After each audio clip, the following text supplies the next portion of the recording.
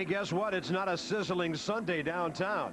It's a cloudy, cool, and misty Sunday. Cardinals and the Giants today, and the Cardinals are in a salvage mode today, trying to grab one game of this weekend series. They'll try to do it behind one of their most dependable veterans in Matt Morris. Bob Carpenter, Rick Horton, welcome to Cardinal Baseball. Cardinals haven't lost a series at home since the Phillies were here late April, and it's up to Matt Morris to put that stopper role to work today. That's not a role Matt Morris is unaccustomed to. Matt Morris used to have to do that all the time, but with the Cardinal staff, Matt Morris is just another guy out there now. But look at the numbers he has against the Giants in his career, and he's a proven winner, 82 and 48 in his career. Matt Morris is still the man, and the Cardinals need him to have a good second half. Yeah, and I really feel Matt Morris and Woody Williams will be big keys to the staff in the second half of the season. We're getting ready for a little orchestrated national anthem here. When we come back, Rich Gould visits with Marlon Anderson. Welcome back. I never thought I'd say it, but you need a jacket in July as the Cards and Giants get ready to play game number 3, and the Cardinals trying to avoid a sweep, and that's a little rare for you, Marlon Anderson, to be in a position where you've lost 2 games in a row. Yeah, it is. You know, it hadn't happened in a while, but like I say, as well as we've been playing, you know, you look for to have a little down sometimes. People gonna get the best of you every now and then, and the last 2 games that's happened, you know, but we were right there and had opportunities to win both of those games, so you know, you got to be positive about that whole thing. Yeah, big comeback yesterday, and you had a large part in it with a big hit in the 9th inning, so well done. Thank you very much. It seems to be my thing right now, but I'm trying to ride it out and just keep, you know, performing, trying to help this team win as much as possible. And then we learn again as we watched the 9th inning yesterday, and the Cardinals came back to tie, how important execution is. If you get that bunt down the third baseline, then all of a sudden you're on third with a chance to win the game. Yeah, you know, that happens, and you know, it's part of baseball. You know, everybody's definitely, when they're out there, they're trying to get the job done, they're trying to do everything right, but you know, execution sometimes lacks. And yesterday, you know, it was one of those things that, you know, if we'd have got at third base, I'd have got over, and you know, like I said, then we would have had a better chance of scoring there in the 9th inning. But you know, it didn't happen. You know, we lost the game, and we come back today and trying to take this one, so we don't get swept at home. So you got to tip your cap to a guy like J.T. Snow. He's a fabulous fielding first baseman, and he was right on Hector Luna's bunt. That's why he's got all those gold gloves, you know. And like I say, Hector don't really know that. His first year rookie, you know, he's young, and maybe he didn't realize, you know, how good of a fielder he is. But like I say, it's not a mistake. The bunt got down, and I still feel like I got in there at third base. But you know, game's over now. We're gonna come back today and concentrate and try to go out there and get a big win. You know, I saw a stat on you, Marlon. When a guy's on third base and you're hitting, they come in about 65 to 70% of the time. I mean, you really knuckle down at the plate, don't you, in that situation? I don't know what it is. The concentration just gets better, I guess. And with me, I'm just trying to do whatever I can. You know, with this role now, it's like having an opportunity to help your team, you know, at that given time. You know, I like having the chance of taking advantage of that, and I've been taking advantage of it. And you know, I think Tony likes me, you know, in those opportunities like that. And you know, things been working out. This team, everybody's gelled together. Everybody knows their role, and everybody just goes out and play good baseball. How tough is it to hit when you haven't been playing every day? Well, it's tough. You know, you can make excuses if you want to, or you can go out there and when the time comes and try to get the job done. And that's what I try to do, is just try to get the job done whenever opportunity presents itself. How do you keep yourself ready? I go in the cage, you know, I hit off the machine, I get some soft toss sometimes in the beginning of the game. You know, I have a lot of routines that I try to do to stay fresh or whatever, but it's more of a mental thing when you once you get to the plate, though. It's been a remarkable season with a lot of great Cardinals victories, and I'll tell you, you guys feed off that, don't you? I mean, you go into each game thinking you've got a much better than average chance to win it. Oh, definitely. I mean, every day you walk out here, you know, you have a chance to win. You know you got a chance to win. And the best thing about it is you got 25 guys in that locker room that expect to win every day, so that makes it a lot better. And you got Matt Morris going today. I know he would like to come back after a bad outing in Chicago and get the job done. Yeah, I think Matty will be okay. You know, he's a warrior. He's a fighter. He's going to go out there today, and I know he's going to give us a chance to win the game, and that's all you can ask. Well, I appreciate it, pal. I know you're having fun in St. Louis. It's a great year. Definitely having a great time enjoying baseball. That's what it's about. Marlon Anderson joining us, and next up, we're going to take you across the street, show you how the new ballpark's coming along. That's up after this. I got it now. Right now I do, but it's really wigging out. So cue me. I'll cue. Very good. Stop.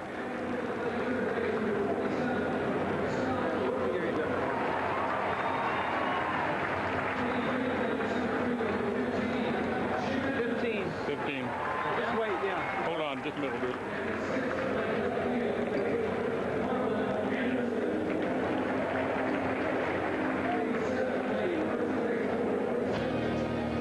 Cardinal Stadium update is presented by the Jones Company, building homes since 1927. Late July workdays routinely hit 90 degrees with a heat index of over 100. So if you can catch a quick break, take it. But most of the 200 workers on the new stadium construction site stay busy. As you can see, there's nobody sitting around. This is a working crew. They really get after it. Pretty good and hot. Yeah, it's hot. Definitely. How do you keep cool? Keep plenty of Gatorade, drink plenty of water. We make sure that that all these people stay hydrated. There's lots of ice water brought out to this site and kept full during the day. Ah, there's a new and expensive toy on the job site.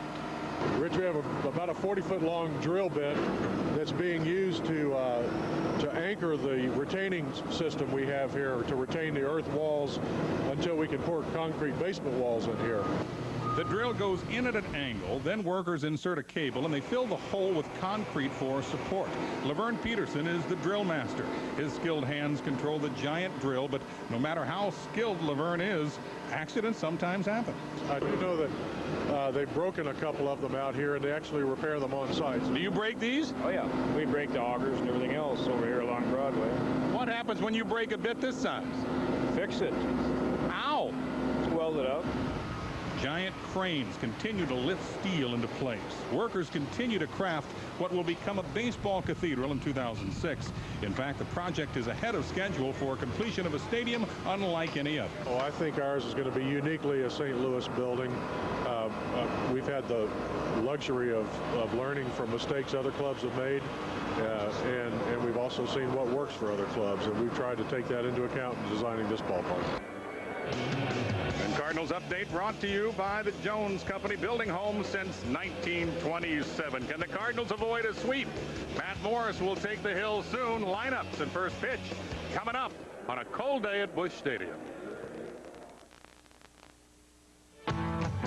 Cardinal baseball on WB11, brought to you by Budweiser. Grab a cold, fresh Budweiser. It's game time. By your local St. Louis Chrysler dealers. And by Southwest Airlines. Over 2,800 nonstop flights, 60 destinations all across the country. Kind of interesting to drive by the ballpark now, and you can see some of the big concrete pillars going up. The elevator shafts are rising into the sky now. We're going to have a bunch of... There's one right in the lower right-hand corner of your screen right there. If I had a telestrator, I would draw that elevator shaft for you. Hey, those are the kids from the Gateway String Ensemble. They just did a wonderful rendition of the Star Spangled Banner. Bob Carpenter, Rick Horton back with you on a Sunday afternoon at Busch Stadium.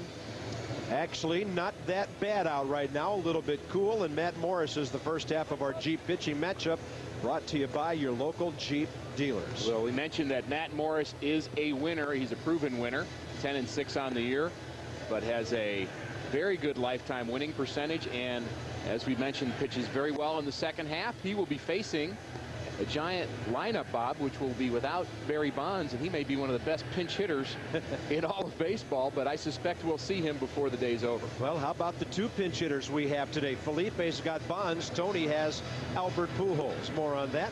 Southwest Airlines starting a lineup with Ray Durham at the top, then some veterans like Michael Tucker, Davey Cruz, a longtime Tiger, J.T. Snow, Mr. Glove at first base. Pedro Feliz, a young slugger. Well, not that young anymore. They found out after September 11th he was a little older than he was before that. And, of course, Marquise Grissom, who did the big damage with the extra inning home run yesterday. The Giants are 8th in the league in hitting, but they're 3rd in runs behind the Rockies and the Cardinals. So they can generate some runs. Because Albert Pujols is not playing today, John Mabry's at first base, part of the Cardinal lineup, brought to you by Steak and Shake. Real steak burgers, real milk milkshakes, 24 hours a day. Well, if you're left-handed, you are in the Cardinal lineup today. Cardinals throwing out all their left-handers against the Giant starter Jerome Williams. As we take a look at Dave Duncan, who has done an awful lot of magic this year, Bob, with those 5 starting pitchers who've been phenomenal and run into a little bit of a roadblock the last couple of days here. But Matt Morris has pitched well of late if you take away his last outing. Last outing he really struggled, gave up 7 runs in an inning plus. And I know he's been very anxious the last 4 days to get back out on the mound to get himself a nice streak going. And somehow the Cardinals broke the Cubs' hearts that day, coming from behind on the unbelievable day by Albert at Wrigley. But today it's Sunday. First pitch of the final game of the series at 1:17 St. Louis time. Dana DeMuth calls it a strike to Ray Durham. His on-base average is .347. He's a switch hitter. It's 0-2 quickly. Ray Durham batting .256 from the left side. He's a guy who knows how to score 100 runs a year. Did it 5 straight years for the White Sox. Did it when he split time in 0-2 between the White Sox and Oakland. And then the Giants signed him as a free agent last year, but he didn't hit that well and only scored 61 runs the whole year. Hey, Rick, it's 65 degrees. I think the Giants, at game time. I think the Giants packed their weather with them when they came on this road trip. The Giants are starting a trip here where they're in St. Louis, on to Cincinnati, and then Chicago. So I guess we wouldn't mind them being hot starting tomorrow, winning the first 2 games here. But it is a chilly day. It does feel a tad like San Francisco. July is the coldest month of the year in San Fran. A rolling breaking ball hit into right field by Ray Durham. People don't believe that unless you've actually been at a game in San Francisco. People do not believe you when you tell them how cold it is. That you're actually wearing a coat and a parka and you can't feel your hands. I mean, it is very cold in San Francisco. You and I wasn't playing, of course. You were. We were rookies in '84. And I remember a 4th of July doubleheader in San Francisco, one of the coldest days I've ever seen in baseball. Back goes Michael Tucker with a fly ball. Another veteran guy who's bounced around. Former Royal, Brave, Red, back to Kansas City the last 2 years before the Giants picked him up. I started game 1 of that doubleheader because it was an early. I believe it started at 11:30 or it was an odd start time. Sounds right. And Whitey said that he was starting me because he thought I would be one of the only players who would be awake at that time. That's beautiful. Which is disheartening when you've got 8 guys standing behind you.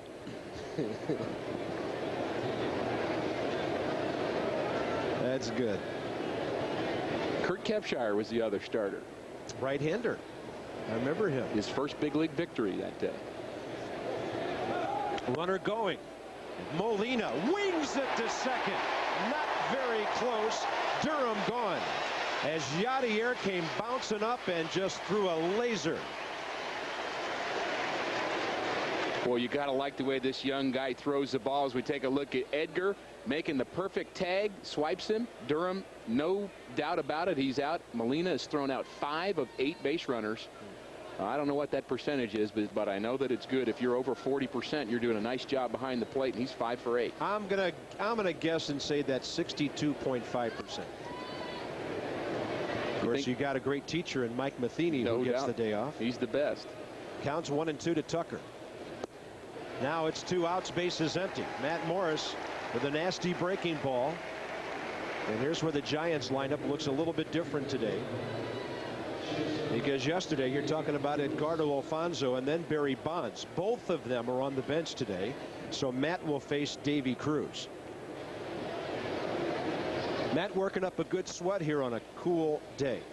Now, Rick, talk about the difference a day like this is for a pitcher as opposed to 85 or 90 degrees. We're talking a 20 to 25 degree difference. It is a big difference. And you know, it's interesting. Some pitchers like it and some don't. And there really isn't any rhyme or reason to it.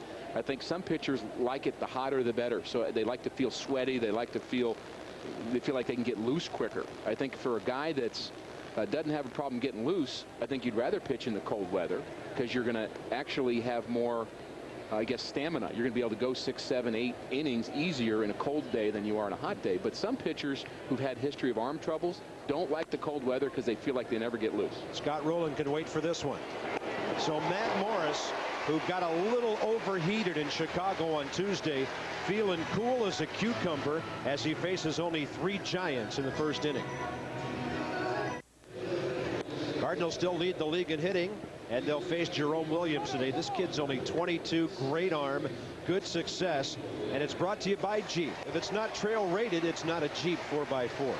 Well, the good news for Cardinal fans is Felipe Alou ran out of former Cardinals to throw against the Redbirds in this series. Yeah, Dave LaPointe was not available today. Tomko and and Hermanson were excellent the first 2 days here, but the bad news is that Robinson pitched very well against the Cardinals last year, 2-0 lifetime, won 2 games in a week about this time last year. Tony's Southwest Airlines starting lineup. 2,800 nonstop flights, 60 destinations. He's got some thoughts on Albert not playing today, and I want to share those with you, because Tony La Russa is very sensitive toward Cardinal fans who drive hundreds of miles to see this ball club play. Tony Womack 0 for 14. He's 1 for his last 29. Tony said, I've got to be able to sleep tonight, and if I play Albert today, I may not sleep well tonight. The guy really needs a day off. And Tony says, if I'm a Cardinal fan, I would say, well, manager, why don't you play him today and sit him out in Cincinnati? Tony said, and he, again, he's sensitive to Cardinal fans who want to see Albert in there. Albert needs a day off today. He's got some aches and pains, most notably a heel that's bothering him. That's why he's not in there. Now Tony Womack out on a ground ball. At least Tony did hit the ball on the ground. He's been hitting it in the air lately. Dustin Moore, a former Minnesota Twin, part of the lineup. He's out there in left field instead of Mr. Bonds. Brought to you by Steak and Shake. Real steak burgers, real milk milkshakes.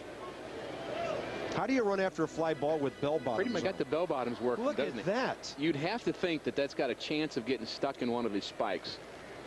I guarantee you I'd find a way to trip if I was wearing my pants like that. You know, Edgar, look at that. Edgar looks like Armani next to this guy. And I know you've been on Edgar about his uniform. Yes, I have. Yes, I have. Although it's pretty tucked in pretty well right now. There's a rip by Edgar into the corner. Bad pants and all. Moore will pick it off the wall. It's a one-out double for the Cardinal shortstop. And Edgar's not been feeling great the last couple of days. That'll make you feel a little bit better, though. Effects of the flu the last 2 days, but no signs of it right there as he tests out the left fielder, Dustin Moore.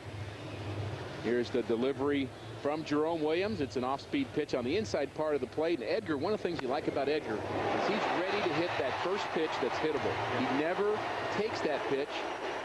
A good hitter always seems to capitalize on pitchers' mistakes, and that was one by Williams. And Edgar did what all-stars are supposed to do. Now instead of Pujols, it's Cedeno. Roger, very nice. 291 batting average, 314 for the left side. And the other point Tony made about his lineup this morning, he said, we've got a dugout full of guys who need to play. They are getting their at-bats. Now that one's off the catcher, and Renteria cruises to third. I don't know if Williams crossed up A.J. Pierzynski. It appeared to be a catchable ball. It appeared that he just stabs at this ball. Now Mike Matheny is brilliant at these. Watch how he just uses the glove. He doesn't get his body in front of it, and the ball bangs off his mask and goes sideways. As a catcher, your job is to square up if you're in doubt of it ball being in the dirt. Now Pierzynski has no errors on the year, so he's done a nice job defensively, at least in that department, but that ball is clearly blockable. Again, he may have been crossed up on the pitch from Williams. Cedeno drives in a run on a ground ball to Ray Durham. 1-0 Cardinals. The wild pitch helps, and Cedeno collects his 8th RBI.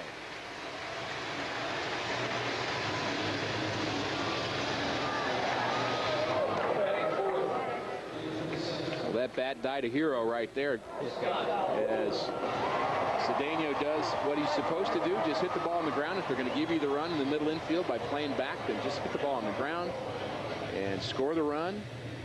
Very nice base running all the way around by Edgar Renteria. Bases empty, 2 outs. And Scott Rowland, the cleanup man today. You know, we're talking about Pujols and Bonds both not being in this lineup. I would say that a couple of hours from now, both of those guys are going to make a difference in this game at some point. Now, there's a difference between being out there and playing the field and, you know, playing the whole game and just having a chance to maybe pinch hit with the game on the line. And the thing is, when you've got a Pujols and a Bonds as pinch hitters, I guarantee you they're going to be used in situations where they're not going to be pitched around. Right. The Cardinals aren't going to have a choice. If we see Barry Bonds, it's going to be with guys aboard. And so, nice little weapons to have in your dugout just in case this is a close game. 6th, 7th, 8th inning. And a little fly ball to right. Michael Tucker pulls that one in. Edgar's double, the key to the inning. Then the Cards got a wild pitch and a ground ball, and Renteria comes around to score for the 59th time. 1-0 Cardinals. Well, I always consider fishing to go right along with the Expos. Tuesday, August 3rd, Expos here. It'll be Bass Pro Shops Fishing Lure Night. How about that? All fans 15 and under with a paid admission receive a fishing lure featuring Mike Matheny's autograph stamped on it. Compliments of the great folks at Bass Pro Shops. Call the Cardinals for more ticket info. Log on to stlcardinals.com. You think it would go with Marlins maybe a little bit better than Expos? Yeah. Cardinals have made a couple of roster moves today. We'll update you momentarily. JT Snow takes ball 2, 2-1. JT batting at .286. Outstanding fielder, obviously. He showed us yesterday why he's won 6 Gold Gloves, 2 in the American League and 2 here. Dad Jack dressed a little warmer today than he was yesterday. What a great sports family. And JT with a leadoff walk. Second straight inning, the Giants put their leadoff man on first base. Danny Herron joins the Cardinals in the bullpen, not as a starter for now. Tony La Russa and Walt Jocketty think that'll be a great way for him to get his feet wet again, Rick, at the major league level. Yeah, I think you don't want to throw him back into the rotation, first of all, because there isn't a need right now. The Cardinals have 5 starters, and Tony has the luxury of being able to just keep throwing those guys out because they're all getting the job done. But Danny does need the experience at this level. He's really ready.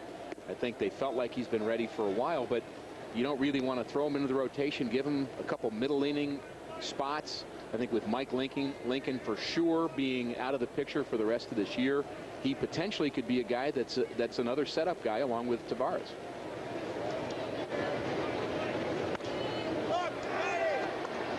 Yadier Molina chasing the pop-up from Pedro Feliz, and that's the first down.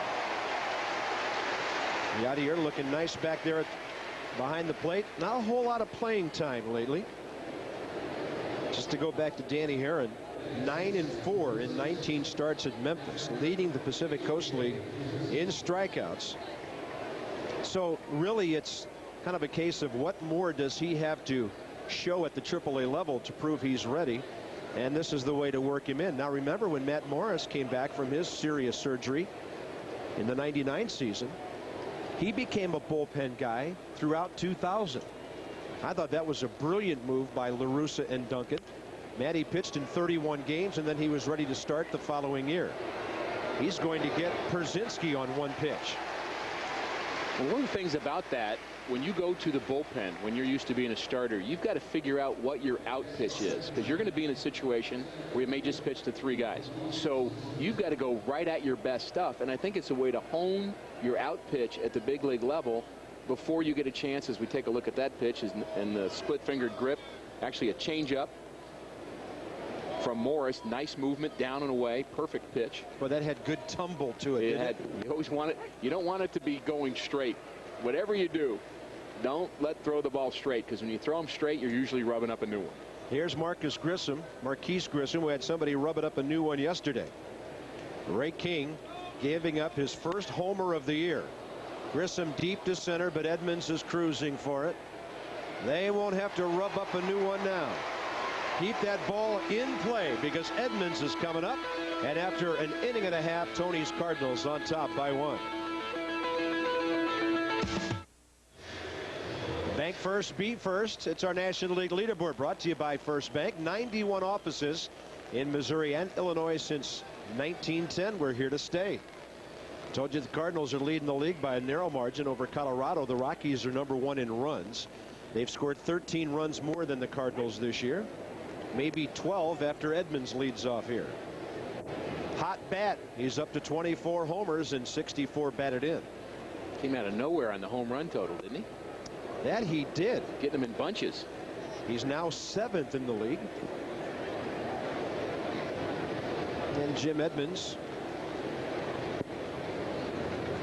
will have to hustle to reach his total of 39 a year ago, but what a second half he's having.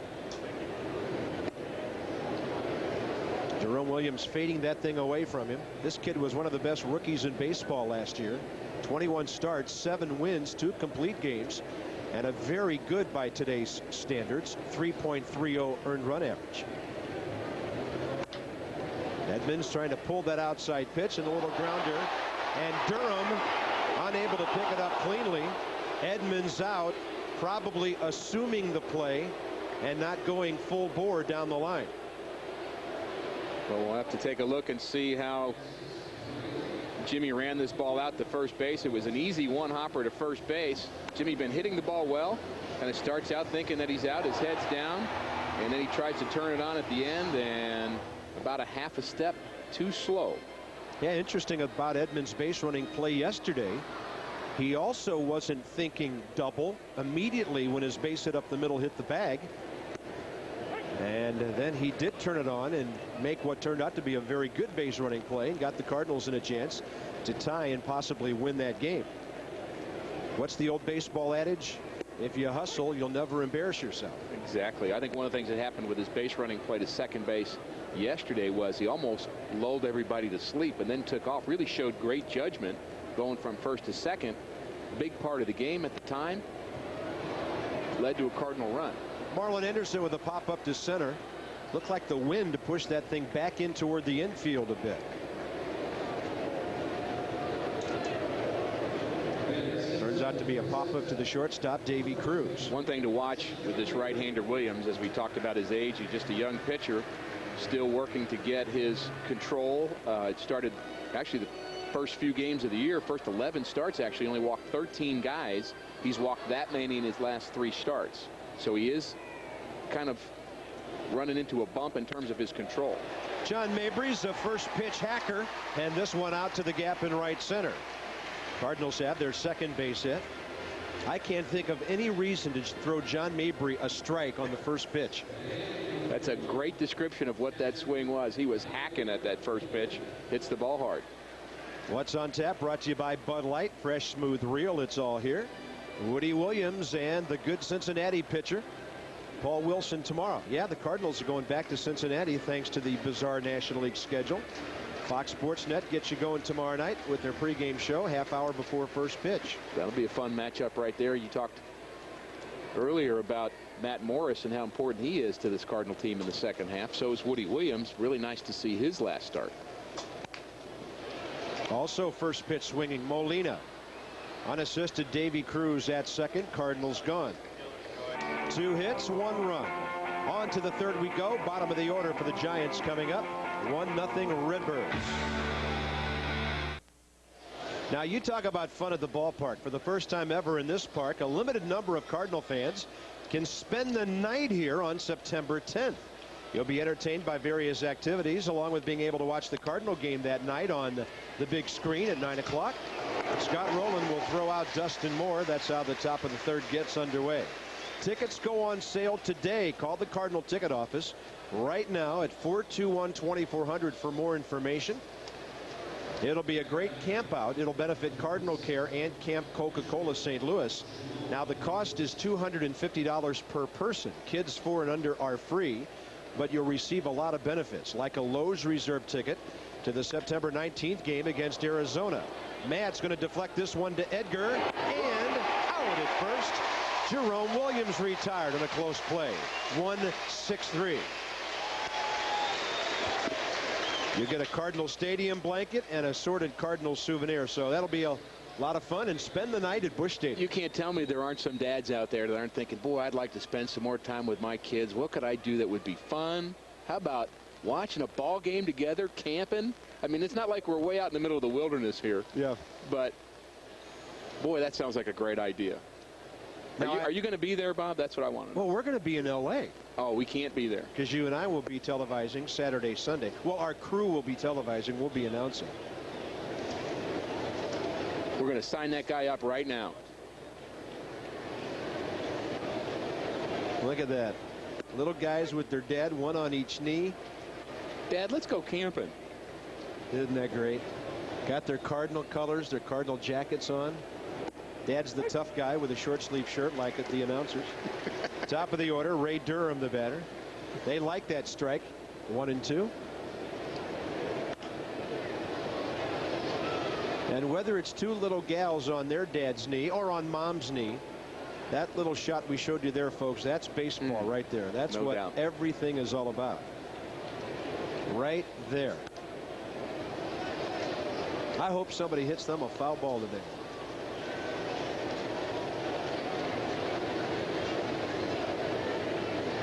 Think they're ready for it? Dad'll catch it, wouldn't he? Breaking ball in the dirt. And the count's 2-2 to Ray Durham, who singled to start the ball game. Molina, with help from Matt Morris, gunned him out trying to steal. Ray Durham has stolen 6 bases this year and 147 in his major league career. He gets jammed. Little fly ball, and Edmonds is there in a very quick 1-2-3 third. The family likes it. The kids are excited. They can't wait to watch Matt Morris lead off, bottom of the third. Stopped by Galleons at the Westfield Shopping Town, West County. For the Pizza Hut post-game show, you can watch some live superstars on television talk about the Cardinals' win over the Giants. Take advantage of the water sports clearance sale at Galleons with savings up to 50%. So our expert analysts will be on hand. A lot of families at the ballpark today. Dad's keeping everybody warm.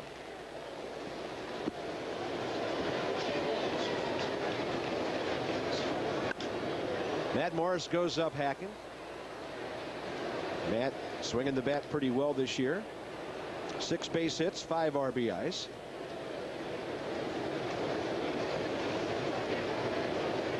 Rich Gould roaming the ballpark on a very special weekend, we might add.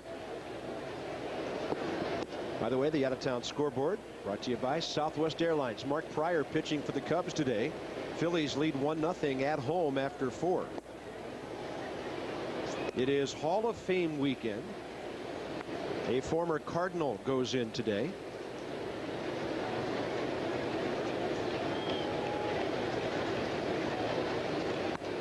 I knew when I asked Dennis Eckersley to sign a baseball for me about 6 years ago, it would escalate in value someday. Good move. Today may be that day. Good move.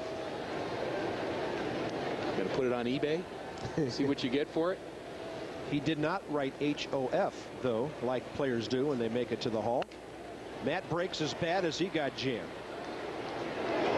Davey Cruz throws him out. Rich Gould, special weekend for baseball this time of the year. I'll say, Bob, and if he signs another baseball for you after today, he'll get to do that. We've got future Hall of Famers in the ballpark when you're talking about Bonds and Pujols, and behind me, Gibby and Dizzy and Stan the Man, and a lot of them in Cooperstown. I talked to Tony La Russa before the game. Obviously, his head is here, but his heart is in Cooperstown with Dennis Eckersley. He wrote Dennis a very heartfelt letter to congratulate him. They talked a little bit about his speech, and Tony gave me the impression that Eck was going to have a tough time getting through it today. He's an emotional guy, but congratulations to Dennis Eckersley, who pitched here, who pitched in Boston and Oakland, and is just a wonderful individual, guys. Yeah, you're right, Rich. He was a starter with the Red Sox and the Indians before he got to Oakland, and Tony La Russa revolutionized the closer's role, the one-inning closer's role with Dennis Eckersley. There's a guy that was already having a good career as a starter, so it's really a tricky move to say, hey, we want you to be a reliever, much like John Smoltz going in the bullpen towards the end of his career. It's not like he wasn't doing the job as a starter, but Eckersley, the thing that comes to mind for me when I think about Eckersley is how much of a competitor he was as a player. I mean, he was seriously locked in. Even his time here in St. Louis towards the end of his career didn't quite have the same stuff he had earlier, but he was really a good competitor, and there's no doubt that he was out there to win every time he got the ball in his hand. And he always used to talk about how nervous he'd get, too. Yeah. He didn't look that way, right. But he said he was really nervous every time he pitched, even as a veteran player. Tony Womack needs a hit. 3-2 pitch. That's a good at bat. Walks as good as a hit, Tony. You're on first base. Paul Molitor, now the hitting coach for Seattle. He was just here a couple of weeks ago. He hit .306 in his career with over 3,300 hits. And there they are. That's a lot of hits right there. You got to play a long time to get 3,300 hits. Number 8 on the all-time list, Paul Molitor's hits. Both of those great guys, too. Those are guys that just baseball can really be proud of in terms of their personalities, in terms of how much they love the game. And I would love to have had Paul Molitor on my team. Love to have competed with him. He had maybe the quickest bat you'll ever see. He was so well respected by the players, was Molitor, that he was always voted as the league rep to the players union. And he hated doing it. He hated the job. But people respect his teammates, and the people around the league respected him so much they kept giving him the job. He kept saying, no, I don't want it. And they said, sorry, you don't have a choice. Edgar gets jammed. We're going to have to nickname this game Pitching in the Kitchen.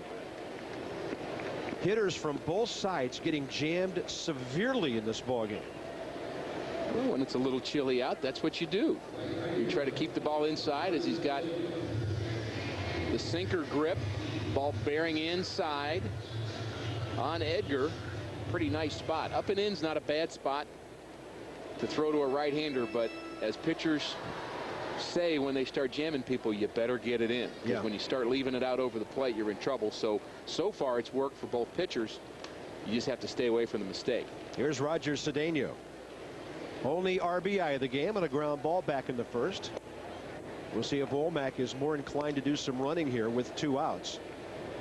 A couple of things working in his favor. Not only his speed. Young pitcher, a little slow to the plate. A right-handed batter makes it a little tougher for A.J. Pierzynski, who's only thrown out 19% of opposing base runners. But it's not a fast track out there. Almost hard to remember the last time Tony Womack stole a base. He's been stuck on 14 for a long time now. He will tell you that, and he's told us before, that he won't run just to run. Of course, he hasn't been on base much in the last week or so, but really he's been stuck on 14 for a long time, still in the top 10 in the league, but he just hasn't really found the need to run, although this clearly is a good situation. Yeah, you know what? Maybe he does need to run just to run here.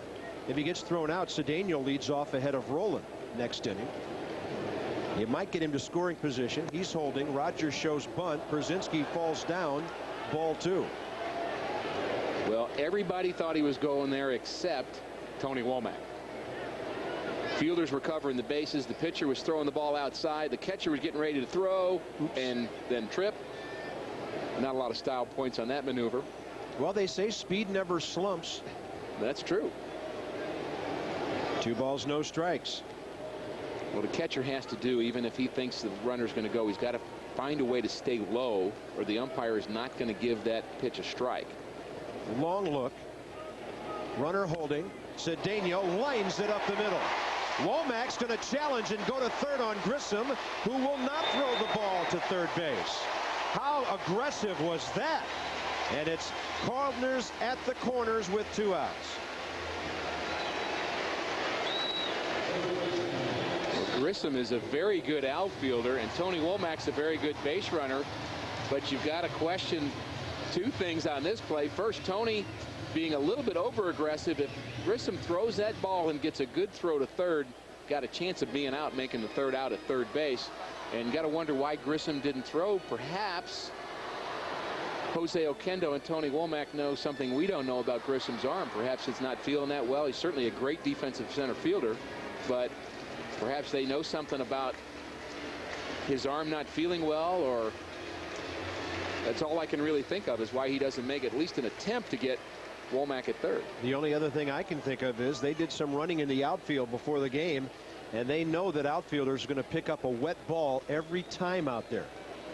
I think sometimes when guys go out and get loose, they're checking other things just to see what the advantage might be during a ball game. Maybe not just their legs to get loose, but how wet is it out here? That's a great thought right there. Perhaps Grissom's thinking the upside's not worth it right here, because the downside is that I get a slippery ball and throw one up in the stands, and it's another run, and we're down 2. Grissom playing deep for Scott Rowland. Flied to right first time up. He got jammed.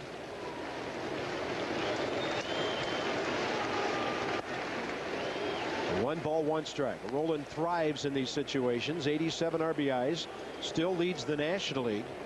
Miguel Tejada, who I saw have a 5 RBI night in Boston Wednesday, has taken over the major league lead with 90, having a spectacular year with a mediocre Baltimore club. You might wonder, what's the catcher doing right here? He's actually given a signal about what he's going to do about throwing the ball through in case Cedeno goes. You don't see that often at the big league level because pretty much you're just throwing it down no matter what. But he's letting guys know whether they're going to throw through or whether he's going to try to pick Womack off third in the event Cedeno runs. Tony Womack, the only man anywhere near third base. Jose Oquendo was closer to the bag there than Pedro Feliz.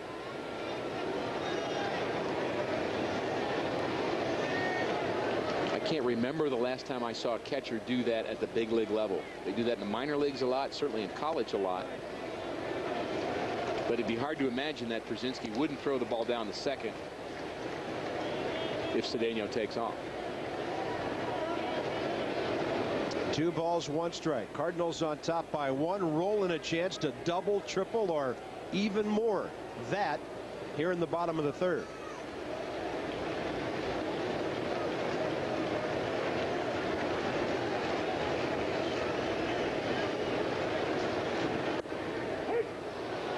Pretty good pitch right on the outer edge. Count even 2-2.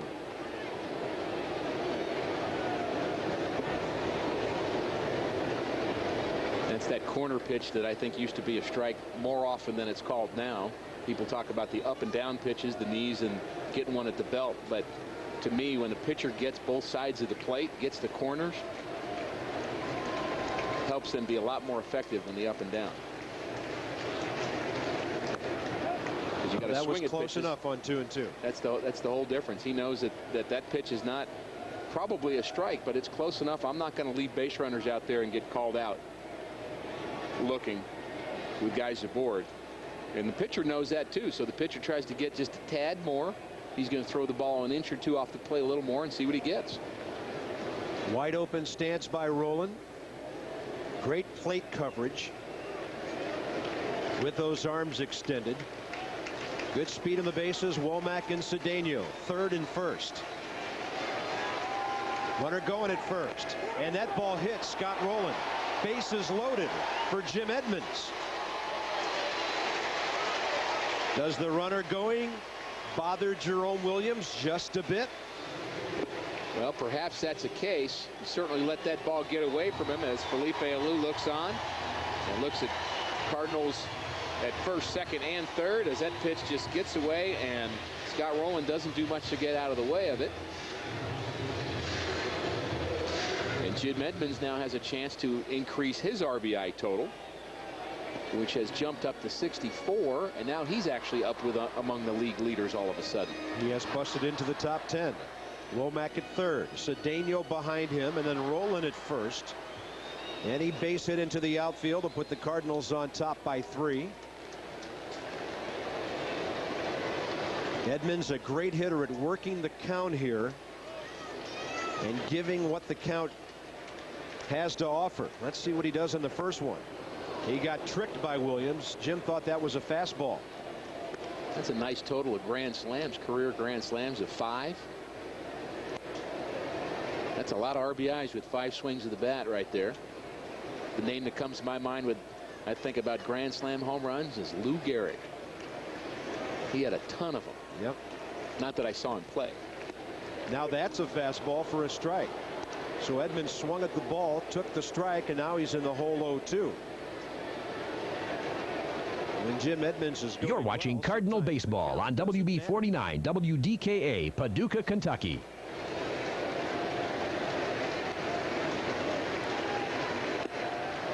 That's it. Brief at bat. Williams has a tough inning with a walk and a hit batter around a base hit, but he battles back to strike out a dangerous left-handed batter. So after 3, it's still 1-0 Cards. Well, the 3rd inning ends with a key at bat, Jim Edmonds against Jerome Williams, and take a look at the location of these three pitches. Down and away is the first pitch. Second pitch also hits a spot. And the 0-2 pitch is a fastball up and in, also hitting a corner. Very nice trio of pitches from Jerome Williams. He came up with them when he needed them. The Cardinals had the bases loaded facing the dangerous Jim Edmonds. And thus far, that's the key at bat through 3 innings. Top of the 4th, Matt Morris has been working some quick half innings. They're going up swinging early. Michael Tucker gets himself a hit. He'll stop at 1st on good right field coverage by Roger Cedeno. It's a little treacherous out there.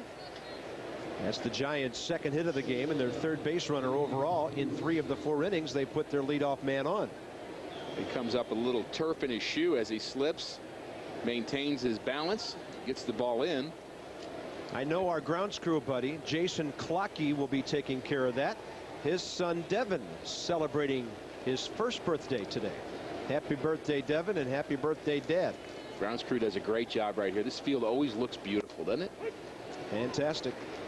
And anybody that's tried to keep their grass good in their backyard knows that's not an easy thing to do in St. Louis. How about those guys? Of course, they're alert today with a little bit of rain that we've had. They're kind of on call. Yeah, that phone can ring anytime. That's just more like hectic. A relief pitcher. They're like a relief pitcher. Just like a call to the bullpen. I can just see it next year. This call to the ground crew brought to you by. Stop coming up with ideas, Bob.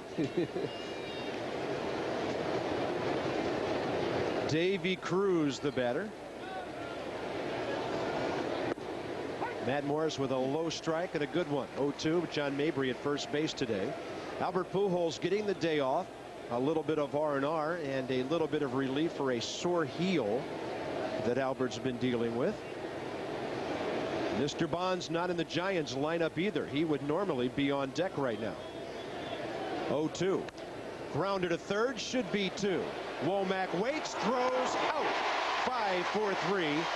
Does Scott Rowland give second baseman great throws or what? You know, we don't talk about this a whole lot, Rick. That was perfect from Rowland. Absolutely perfect throw from third to second. If he does not make that throw, he makes the footwork more difficult for Tony Womack at second base. Nice turn as we take a look at the division standings, brought to you by Chrysler and your local Chrysler dealers. Cardinals atop the division, 9 games ahead of the Cubs. Everybody else is still hanging around. I still worry about that Houston club. I know they've had their troubles, but I would not count them out yet. Cubs have not scored in the first 6 innings at Philadelphia today against Eric Milton, who's 11-2. Well, Rick, I had a chance to go to Houston last Monday night and watch the Astros play the Dodgers, and I can tell you the Houston Astros were overmatched by the Los Angeles Dodgers in that series. It's just they are really fighting it mentally. There's no doubt about that. But it's hard not to look at that clubhouse and look at that lineup and say that there's not guys there that are just some of the best players in the league. I mean, you look around, you see a Kent and a Bagwell and Biggio. I mean, they're just got Berkman. I mean, they have got some amazing hitters on that team. Ensberg has not had the kind of year that they expected out of him, and certainly there's guys having down years. But that club, I just don't understand why that club's not better than they are. They are completely dumbfounded. Now, there was a couple of stories about Jeff Kent. One had him not speaking or even saying hi to Roger Clemens for 2 months when Roger first came to the ball club. And the other had Kent standing next to Jeff Bagwell in the outfield during batting practice one day saying, "My goal in this game is to leave with no friends." His teammate told him, "You're doing a pretty good job of it." Giants are gone in the top of the 4th. Room service double play. On a nice hop for Rowland, a perfect throw to Womack, and Tony finishes that thing off.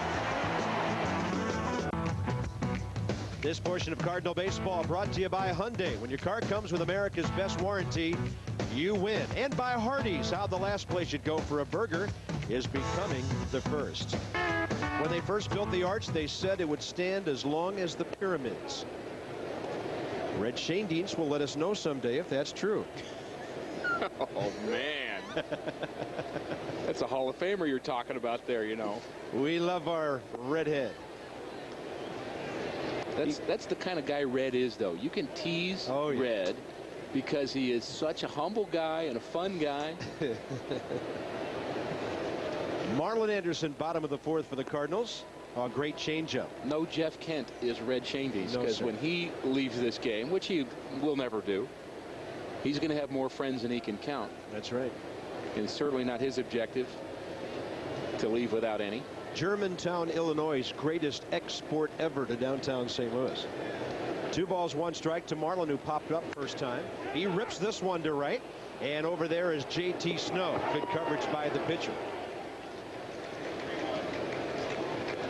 Cardinals will have a hard time scoring 7-11. If they do, you can come to the Casino Queens Riverview Grill tomorrow for $1 handmade personal pizzas.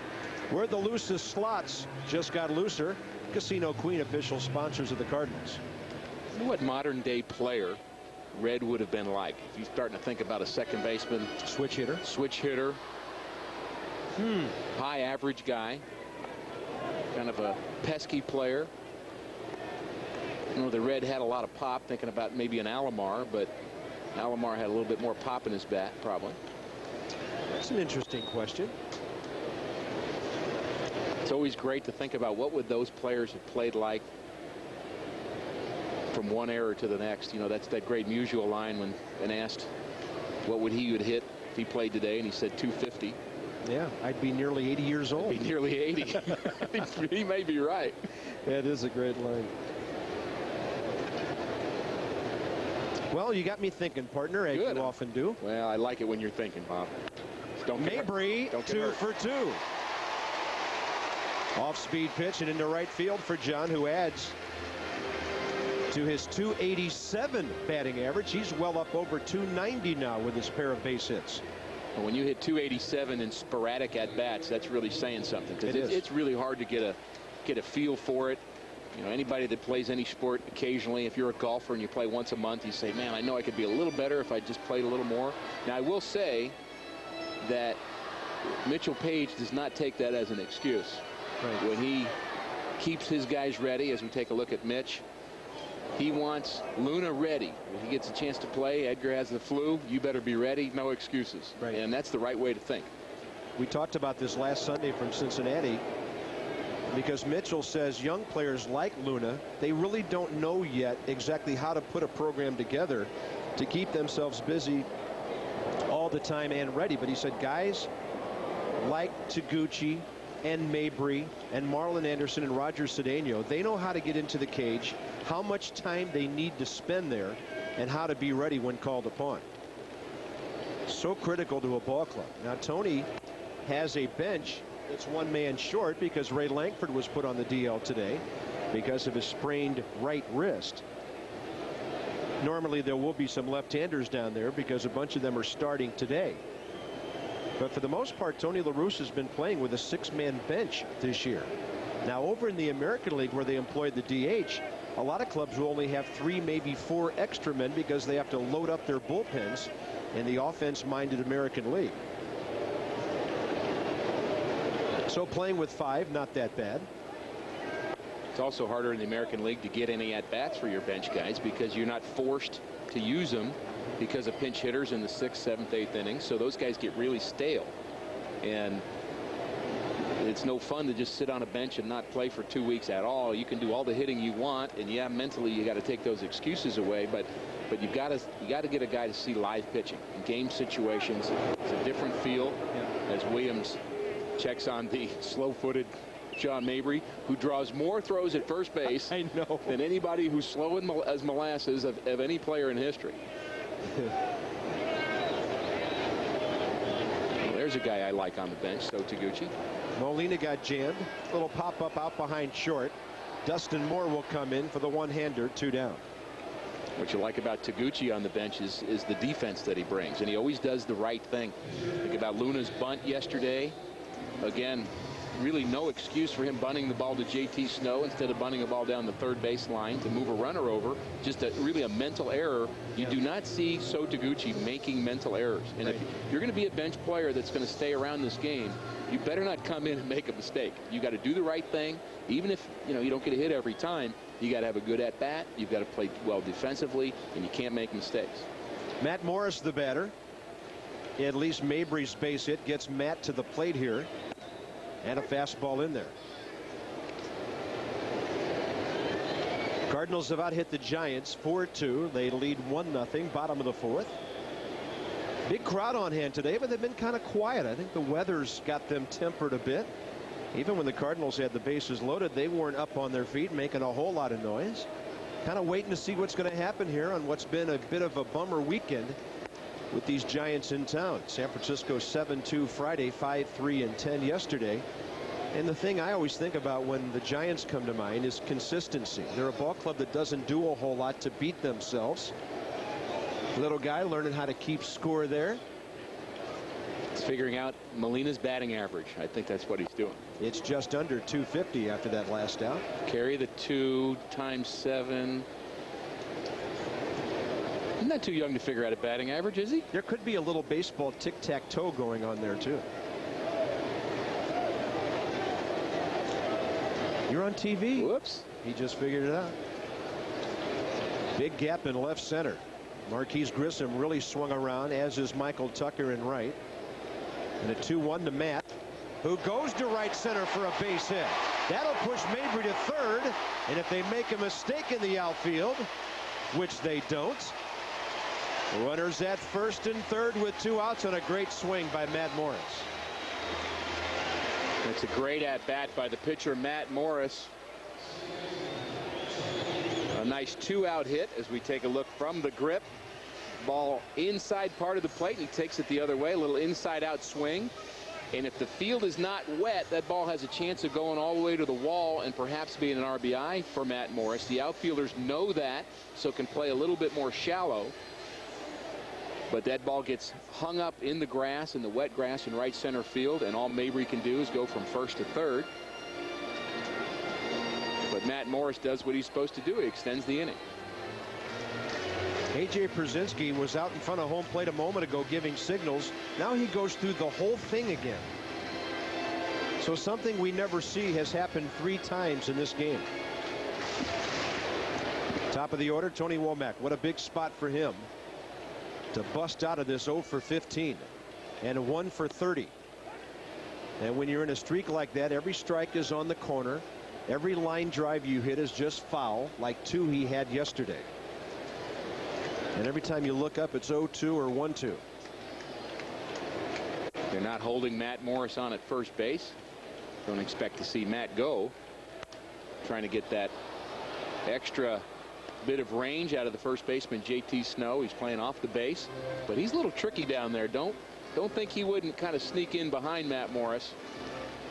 He's also playing in to take away the bunt from Tony Womack. I expected to see Tony bunt at least once tonight in the slump that he's in.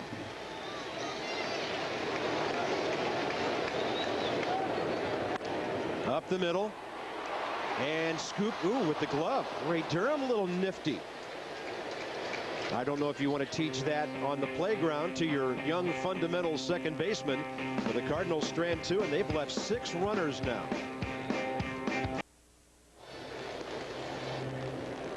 Matt Morris, 4 outstanding innings. He's faced only 1 over the minimum thanks to a double play ball. Last inning he also got a little help from his catcher, Yadier Molina, who had a caught stealing on Ray Durham back in the first inning. We'll take a look at all these grips from Matt Morris. He's got the fingers on the ball, and that's a fastball. They're slightly split on the one on the left. That's a sinker. Here's his curveball where his fingers come over the top and in front, and there's the changeup, the 3-finger grip, and 4 different grips, 4 different pitches, and he's got them all working this afternoon. Top of the 5th, Pedro Feliz, the batter. Heard a lot of speculation lately about whenever the Giants get contacted by other major league clubs regarding a possible deal. This is one of the first names that come up. They might as well not bother because the Giants are not sending Pedro Feliz anywhere. He's not as young as they thought he was. A couple of years ago, after September 11th, when the guidelines for identification and visas and everything became so much more stringent, there were some ball players who suddenly got a little bit older, and Pedro Feliz is one of those. He's now 29 years old. There were many players that got older. Cardinals actually released a couple of minor league players when they found out their real age. They were pretty good for a 23-year-old double A player, but when they found out he was 27, yeah, he became not so enticing. 2-2.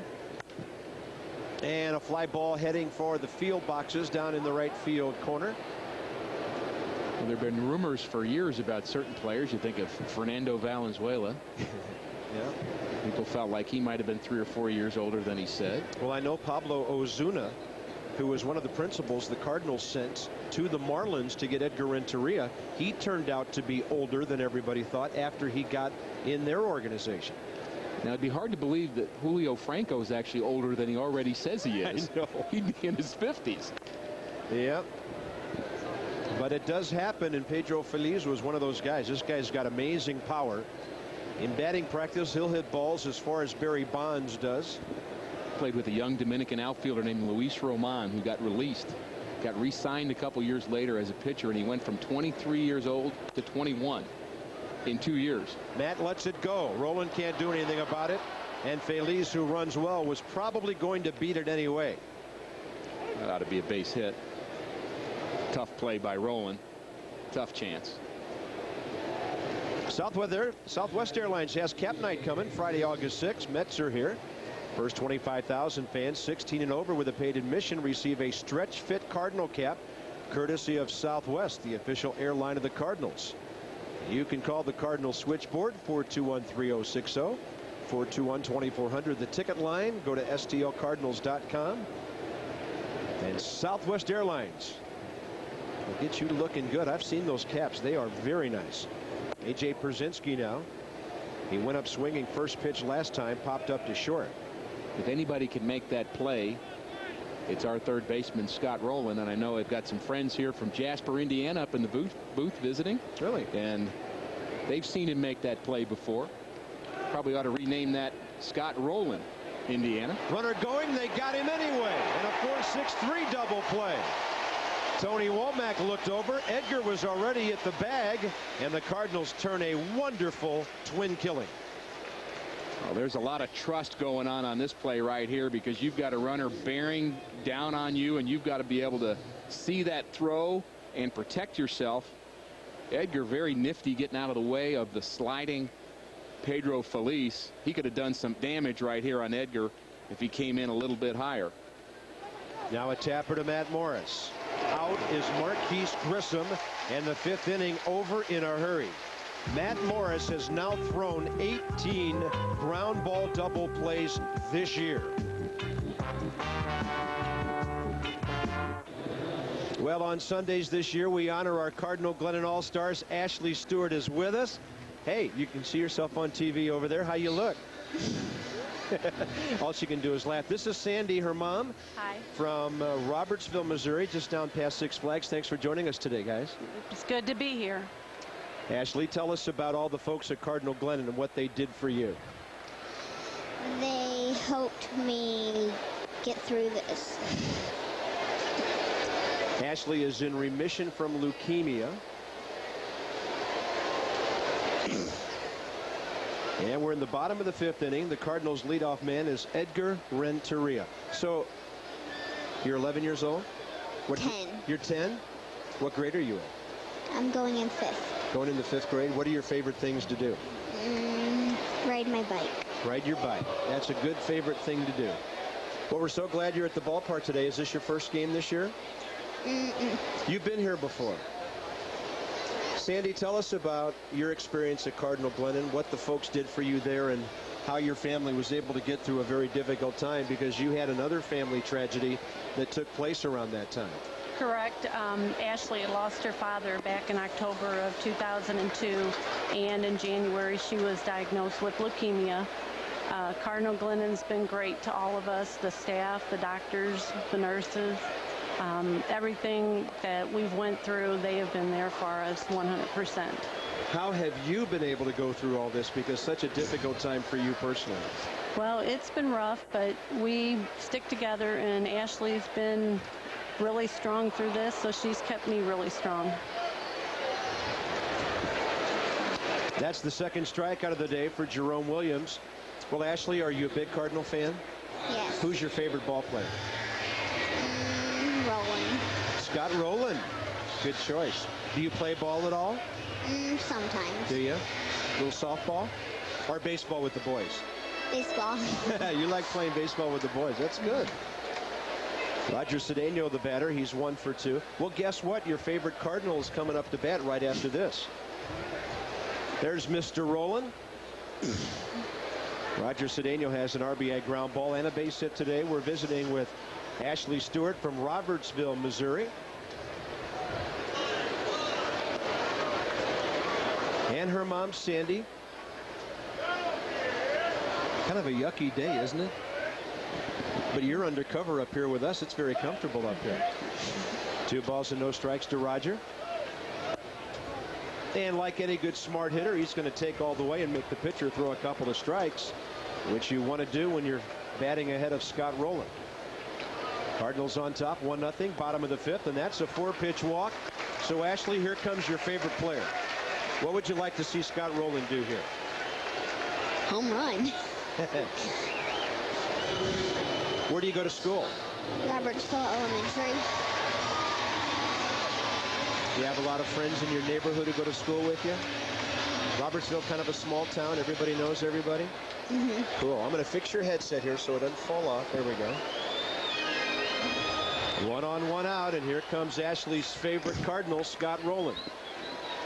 He's flied to right, hit by a pitch that loaded the bases 2 innings ago. And diving back in, Roger Cedeno, who is an outstanding base stealer, though he hasn't been able to do that a whole lot for the Cardinals. He and Tony Womack years ago used to battle it out for the National League Stolen Base Championship.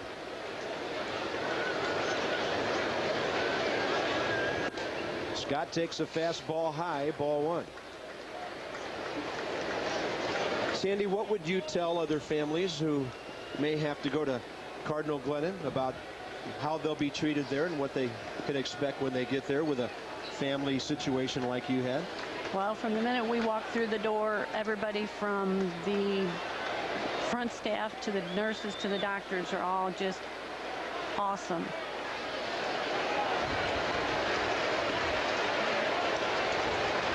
One ball to Scott Rowland. And a little tapper foul. So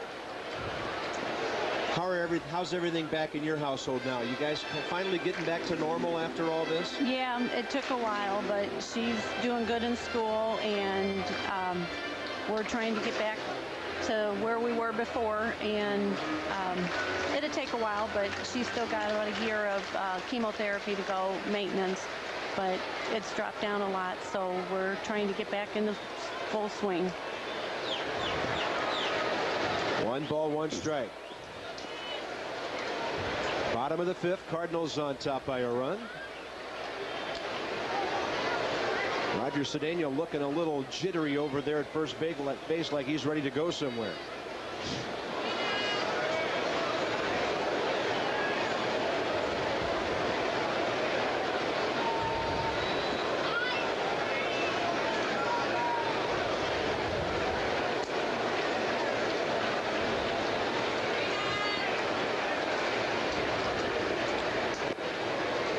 And the Cardinals are making Jerome Williams work here in the 5th inning.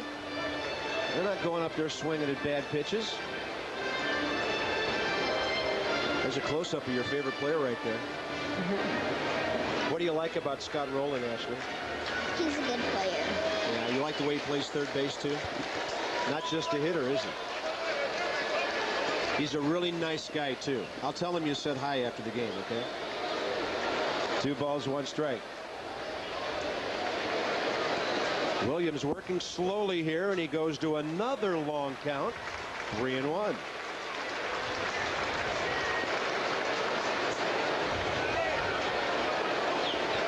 Well, we'll see if Ashley and her mom Sandy can help the Cardinals get some runs here against Dave Righetti's second-year pitcher, Jerome Williams, who was 7-5 in his debut a year ago.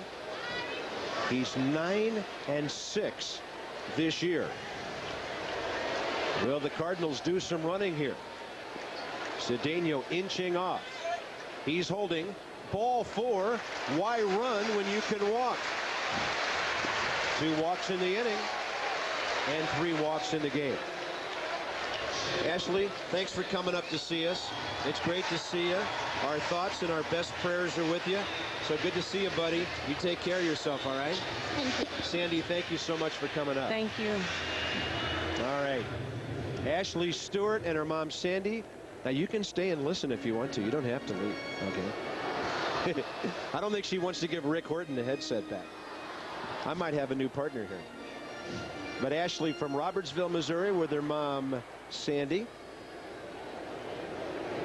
And another wonderful story from Cardinal Glennon Children's Hospital in St. Louis. Ashley in remission from leukemia. And maybe going to help us cheer the Cardinals on to a win here today against the Giants. A win the Cardinals need to get at least one victory out of this weekend series. Jim Edmonds will be next. He's 0 for 2 with a ground ball and a strikeout.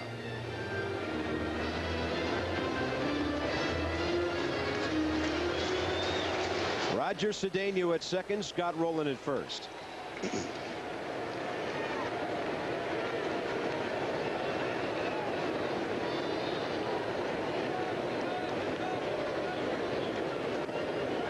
Nowhere near throwing a strike lately. And Jerome Williams has his fielders back on their heels, just kind of standing around. He struck out Edgar Renteria. Then he walked Roger Cedeno. Then he walked Scott Rowland. There's a shortstop wondering when the next strike's coming. A second baseman eager for a ground ball if he could throw a strike. A Gold Glover at first base.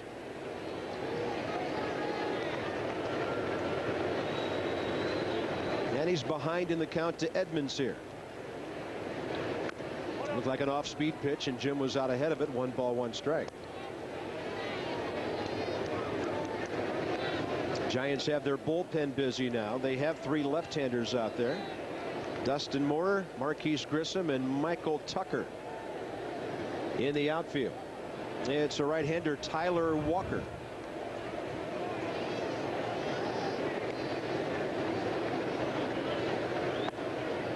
And a good job by Jim Edmonds not to swing at that pitch.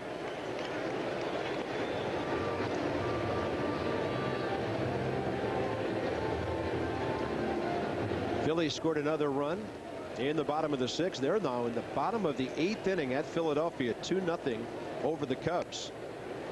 Mark Pryor evidently still in that game. Way outside, ball 3.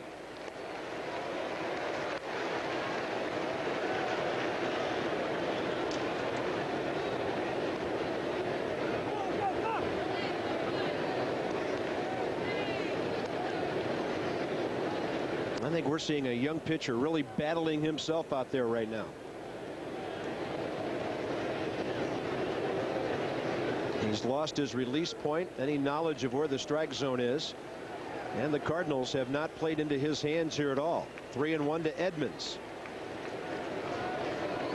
Ball 4, bases loaded.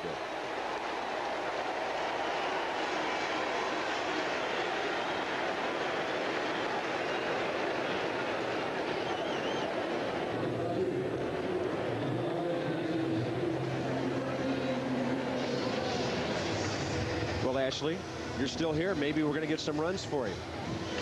How's that sound? She's nodding yes. Okay.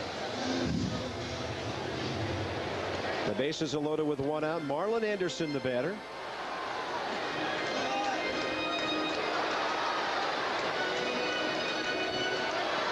We're told that Eric Milton not only pitching shutout ball against the Cubs, but a no-hitter through 8 innings in Philadelphia.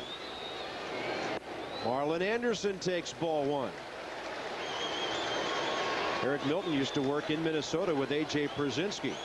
Finally, somebody from the Giants infield comes up to settle down their young pitcher. A bullpen ball has found its way onto the field. And a big spot here for Marlon Anderson to add to his RBI total of 21. Oh, I forgot to tell you, we have a cough switch. See that little button over there? If you have to cough, hit that. Nobody can hear it. Rick Horton does it all the time. Working off the full windup. And taking is Anderson. That's a good idea. Maybe he shifts into a different mode here with the count even. Jerome Williams is only 22 years of age.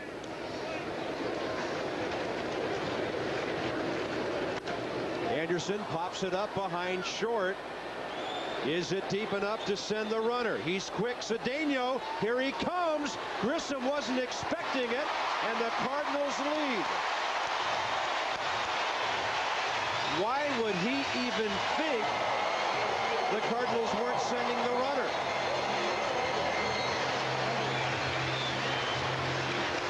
Marquise Grissom won 4 Gold Gloves in his career, but he's not that kind of center fielder anymore.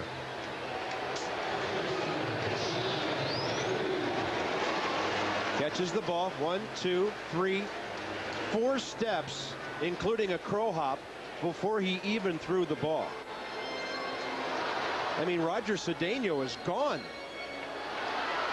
And then it's an awful throw. So the Cardinals lead 2-0, and all the other runners moved up on that play. Here's John Mabry, who's had a good day. 2 for 2, and he takes ball 1 up and in.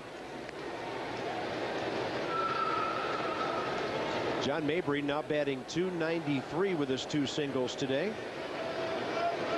They're going to walk him and pitch to Yadier Molina, so the bases will be loaded. This will be 4 walks in the inning.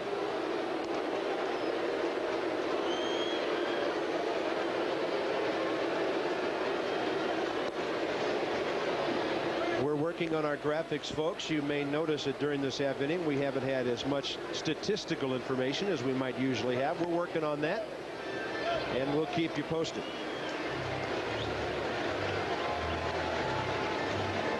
You just wonder, all that time standing around out there, does Marquise Grissom lose a little bit of his edge defensively because he's got a young pitcher walking everybody?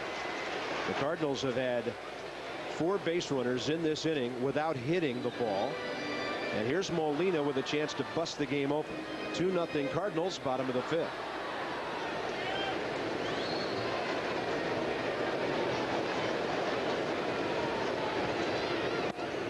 And a good breaking ball for a strike. Now the runners are Scott Rowland at third. At second base, Jim Edmonds. And John Mabry at first.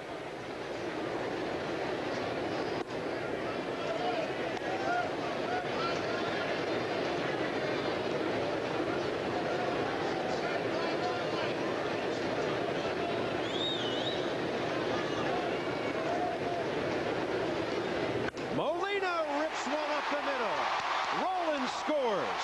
Here comes Edmonds, and the Cardinals lead 4-0.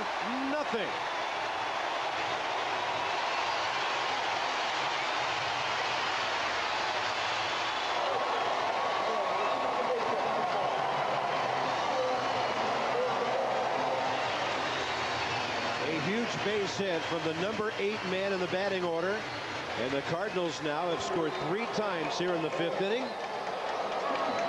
And I knew when Ashley Stewart, our Cardinal Glennon All-Star, joined us, we'd score some runs in this inning. 3 so far, Ashley. Pretty cool, huh? Yeah.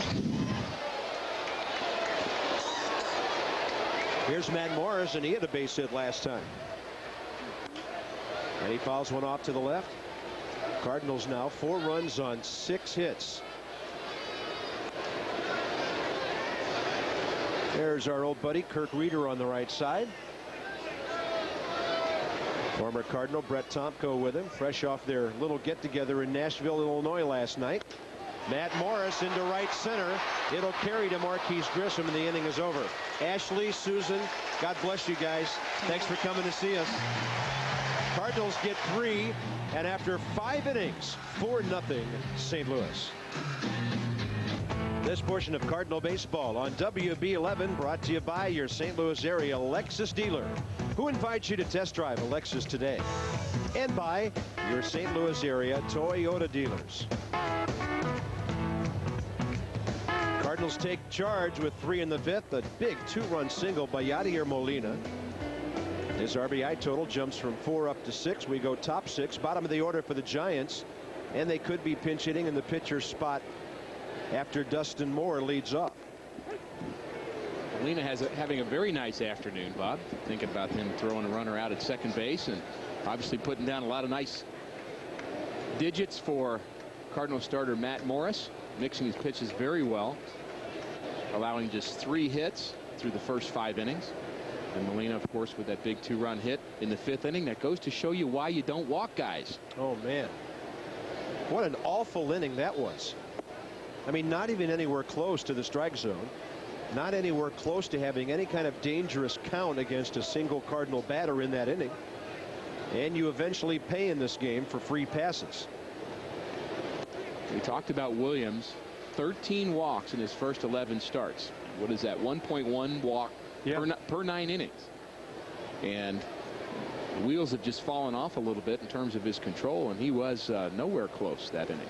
Meanwhile, Matt Morris doing what he does best, getting double play balls today. 2 of them, and he's got 18 on the year. They're in the top of the 9th at Philadelphia, and Michael Barrett just broke up Eric Milton's would-be Phillies no-hitter.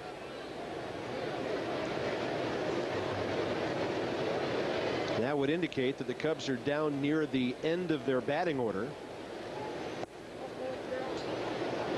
And the leadoff walk.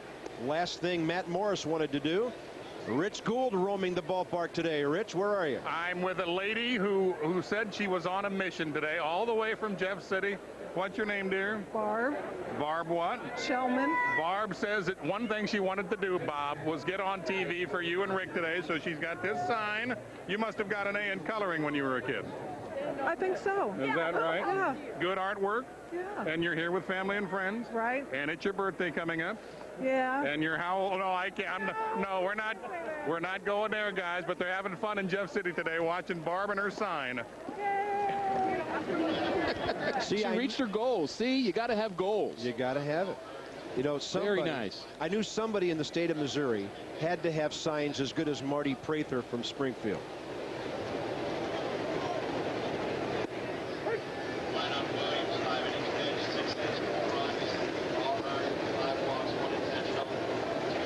One ball and 1 strike.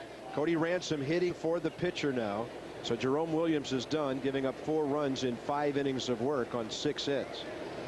5 walks. Kind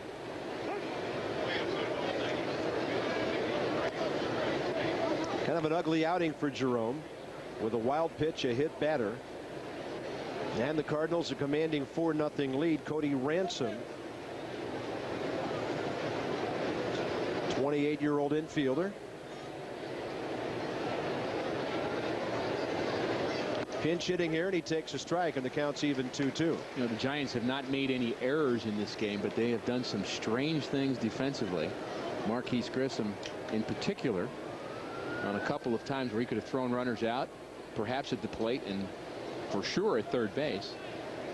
Match thrown 2 double play balls today, keeping that ball down, and I think he thought he had strike 3. Dana DeMuth didn't give him that call.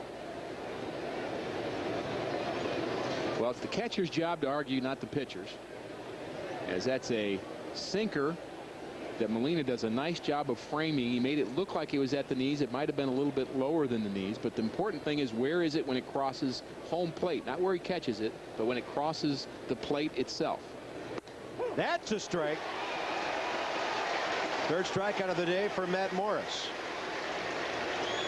As they say in baseball, for years and years, Cody could have phoned in this at-bat, as he didn't look like he was very aggressive with the bat. That's a fastball right down central. Matt Morris coming up with a good pitch, as he has all afternoon. Every inning but one, the leadoff runner has gotten aboard, which means he's had to pitch a little bit.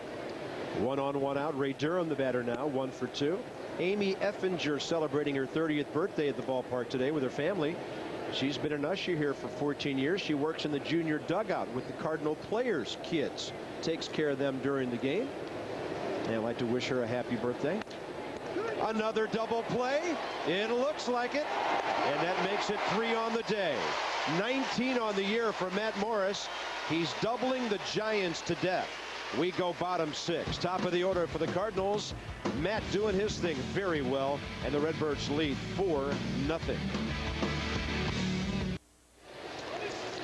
Yadier Molina working well on a cakey Spikes day with Matt Morris out there. And our hot pitch of the game brought to you by Hardee's 100% Angus beef thick burgers. Looks like one of those good live fastballs of old out of Matt Morris's repertoire, a nice sinker on the outside part, and Cody Ransom had nothing to do with that one. Rich Gold, we've got a call to the bullpen. We sure do, as Tyler Walker comes on for the Giants in a 4-0 Cardinals lead. This call to the bullpen brought to you by Fast Eddie's, Alton, Illinois. Folks, if you have not been there, get there, and I mean soon. Half-pound burgers, 99 cents. Shrimp bigger than your thumb. They're peel and eat, and they are delicious. Coldest beer in town. Fast Eddie's, Bon Air. Don't be bringing the kids. They can't get in unless they're 21, but you will have a ball in Alton, Illinois if you get to Fast Eddie's, Bon Air. Carp and Rick love the Big Elwood on a stick. That's their favorite, isn't it, guys? We're going back up there. We're going back up there. I like the shrimp bigger than my thumb thought. No balls and 2 strikes to Tony Womack. Tony up the middle. Is it a hit? Yeah. How bad does he need that? Get one to sneak through, then maybe some line drives start flying all over the place. And as you mentioned, he gets this ball on the ground, which is the key to Tony Womack. Getting on base is hit the ball on the ground. There's no base hits in the air when you're not a power hitter. Saturday, August 7th, first 12,000 kids 12 and under with a paid admission receive a Build-A-Bear Workshop Fredbird. It'll be a lot of fun when the Mets are here on Saturday, August 7th at 12:20. Fredbird will have his own bird condo featuring Grant's Farm and their 50-year anniversary. Edgar Renteria 1 for 3, trying to bunt for a hit.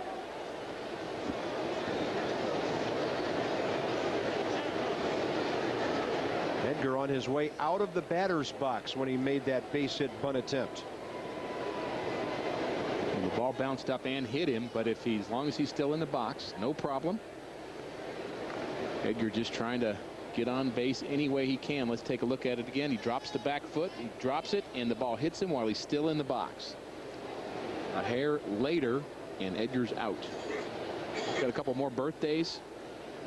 Richie Fisher is here at the ballpark today celebrating his 15th birthday. And also a happy birthday to Betty Long from her children and grandchildren. She, of course, is a big Cardinal fan. That's why she's at the ballpark tonight. Got a couple of in-house birthdays also. Our engineer in charge, Wayne Anderson, is having an undisclosed number birthday today. And also a birthday wish out to Marla Logan, who is the wife of Greg Logan, who's doing the camera, and I've been told forgot to get her a present today. How about that? Greg, what are you thinking about? Oh, no. Oh, that's bad. At least he remembered it was her birthday. She's a great lady, too.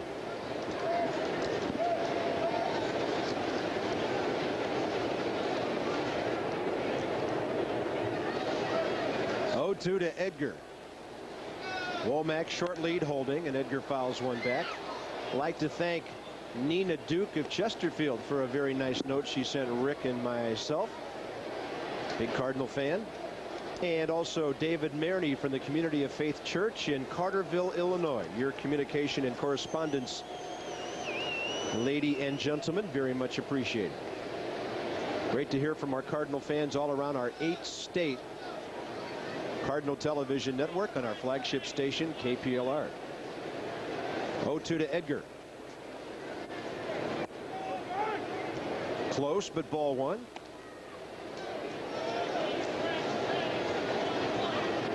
A.J. Riefusel turned 10 years old on July 23rd this past Friday. Happy belated birthday to A.J.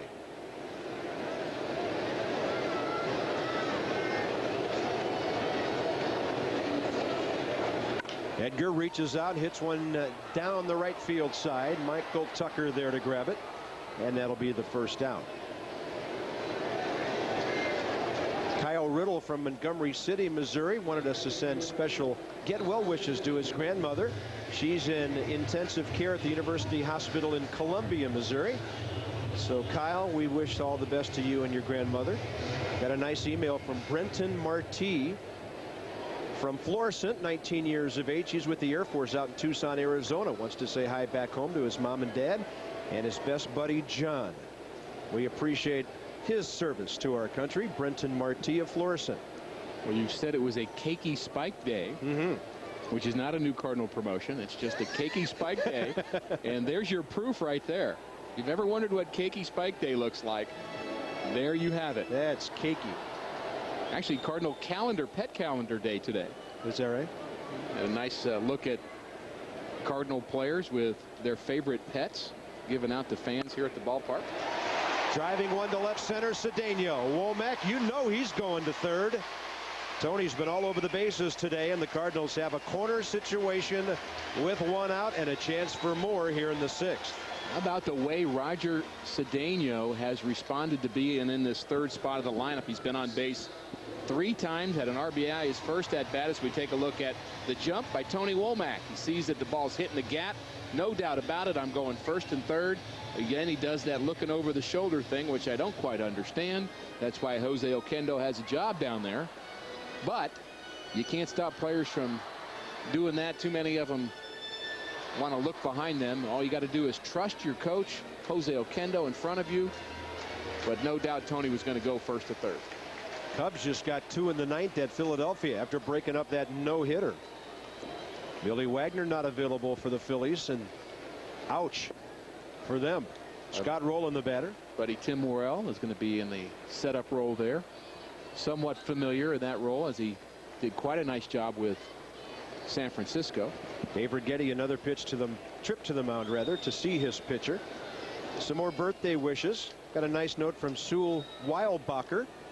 Like to mention her dad's birthday, Charles Christian, on our telecast today. He'll be 83 years young this coming Wednesday. Thank you, Sue. And of course, it's Cardinal baseball on KPLR TV St. Louis, WB11, flagship station of our Cardinal television network. Happy birthday to Patsy Robinson from Jane, David, Ron, Robin, Paul, and all the grandkids. You're watching Cardinal baseball on WB49 WDKA, Paducah, Kentucky. Before the trading deadline, speculation has it they do have 3 left-handed arms down there. That is something that is a bargaining chip for the Giants. Brian Sabian, their senior VP and general manager. People always looking for left-handers that can throw strikes and get out key players on the other team. You play a team like San Francisco, you've got to have somebody that can get out Barry Bonds, although there aren't too many people that can do that. But you want to increase your chances by having tough lefties. Again, that's been a strong suit of the Cardinals, that they've got King and Klein, both, who've been dominant for most of the year. High heat, and Scott Rowland couldn't lay off. But you really can't live without that. The way the game is played today, you're going left, right, and I know people wonder, is it really true? Is it not? Are managers over-managing? Why do they keep bringing in guys? But it is much more difficult for a left-hander to hit that guy than it is for a right-hander, because he's got that sweeping slider, very deceptive, as we talk about Steve Klein. And it really is a big part of the game now, even probably more so now than ever. Used to be 40 years ago, you had a starting pitcher and he threw till his arm fell off. Yep. And if he had a reliever who came in because of a problem, he might pitch 3-4 innings. I know Al Raboski did a lot of that early in his career. You know, Ray King, he's a guy you may not see him until the 9th inning tonight or today, because Barry Bonds could be batting. That's why this large Cardinal lead is so important.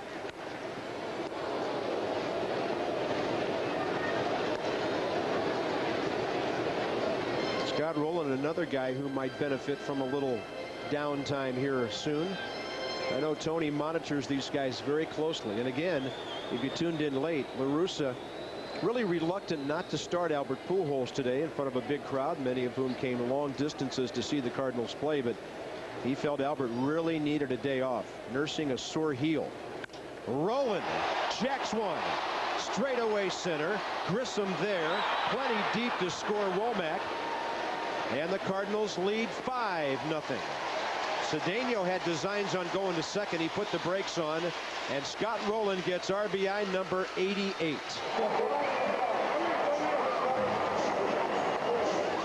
Don't miss the ideal keepsake to commemorate the 2004 Cardinals. The all-new yearbook filled with photos and facts about your favorites. A must-read for every Cardinal fan. It's, of course, got something to do with Cardinal Game Day magazine, too. Reserve your copy at 982-7336. Operator standing by. Here's the number, area code 314-982-7336 for the 2004 Cardinal Yearbook and Cardinal Game Day Magazine. Giants go deeper into their bullpen. Edmonds coming up. Wayne Franklin for the Giants. It's all Cards, 5-0. The Seeger Toyota call to the bullpen. Don't miss the summer clearance sale going on now at Seeger Toyota. Big selection. Seeger Toyota is so sure you'll be happy with your new Toyota that the owner will give you his home phone number. Seeger Toyota on Olive, just west of I-270. And it is Wayne Franklin, the former Milwaukee Brewer. He's in his 34th game of the year, getting quite a bit of work. A little high ERA of 5.5. And his job is to keep this game close, as the Cardinals have managed 5 runs off of starting pitcher Jerome Williams, who left after 5, and Tyler Walker, who's still responsible for the runner at first. Sunday, August 8th, all fans 15 and under with a paid admission receive a kids cap featuring Albert Pujols, courtesy of BJC Healthcare, styled to look like the back of Albert's jersey. Sunday the 8th, also a family Sunday, and ice cream Sunday here at the ballpark. Call the Cardinals for more info or go to STLCardinals.com. That's pretty cool. A cap that looks like the back of a jersey. I have to get one of those for my nephew, who is wearing a Pujols jersey all the way from the eastern part of the state of Virginia. He is an Albert Pujols fan, so you think they're just here in the Midwest, and you'd be wrong. He also is my nephew Judd is a 10-year-old catcher, and his dad has told him to watch Mike Matheny play every chance he gets to learn how to play that position well. What great advice that is. Talk about influence spreading throughout the nation. When you do it right, people want to learn from you. Cardinal Nation ever growing. We don't need a convention to figure out our platform, do we? No, we don't. 3-0. Jim Edmonds 0 for 2 with a walk and a run scored.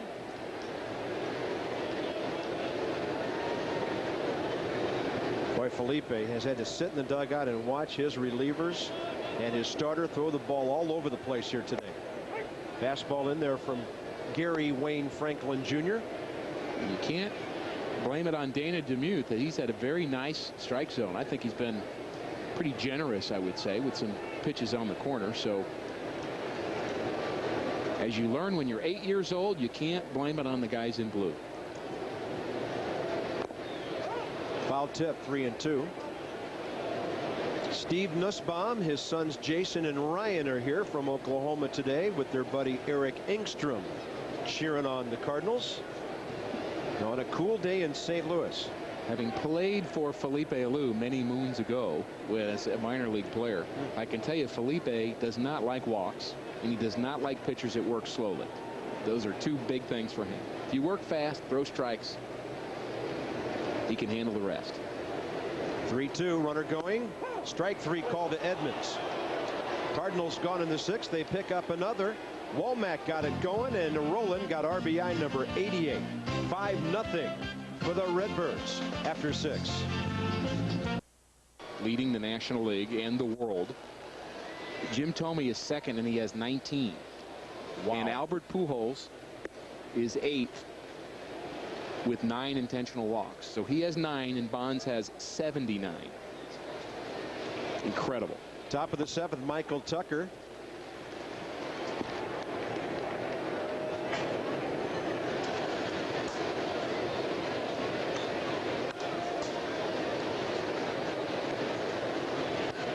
One ball and 2 strikes. Well, the Cubs tied the Phillies in the top of the 9th, ruining Aaron Milton's no-hitter.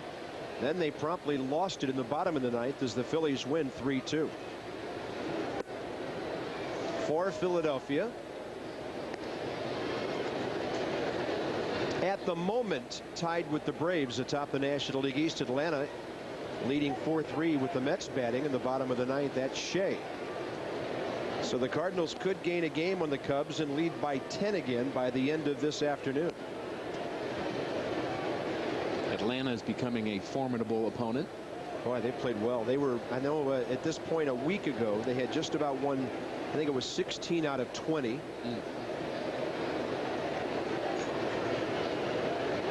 John Schuerholz probably has a trick or two up his sleeve before July 31st. The board here shows that Mark Pryor is the pitcher of record in Chicago. Don't know if he pitched all the way through that game, but the Phillies beat the Cubs 3-2. Michael Tucker bounces out to Tony Womack. That's how the 7th inning gets underway. Matt Morris has had a strange day. His 7th inning of work. In 5 innings, the Giants have put the leadoff man aboard. But Matt has thrown 3 double play balls today, which have snuffed out San Francisco on a regular basis. Got a nice email from John Schroed of Bloomington, Illinois, wishing his granddaughter a happy birthday. And on granddaughter's birthday, this one might leave the yard, may not. Taguchi there to grab it off the glove of Davy Cruz.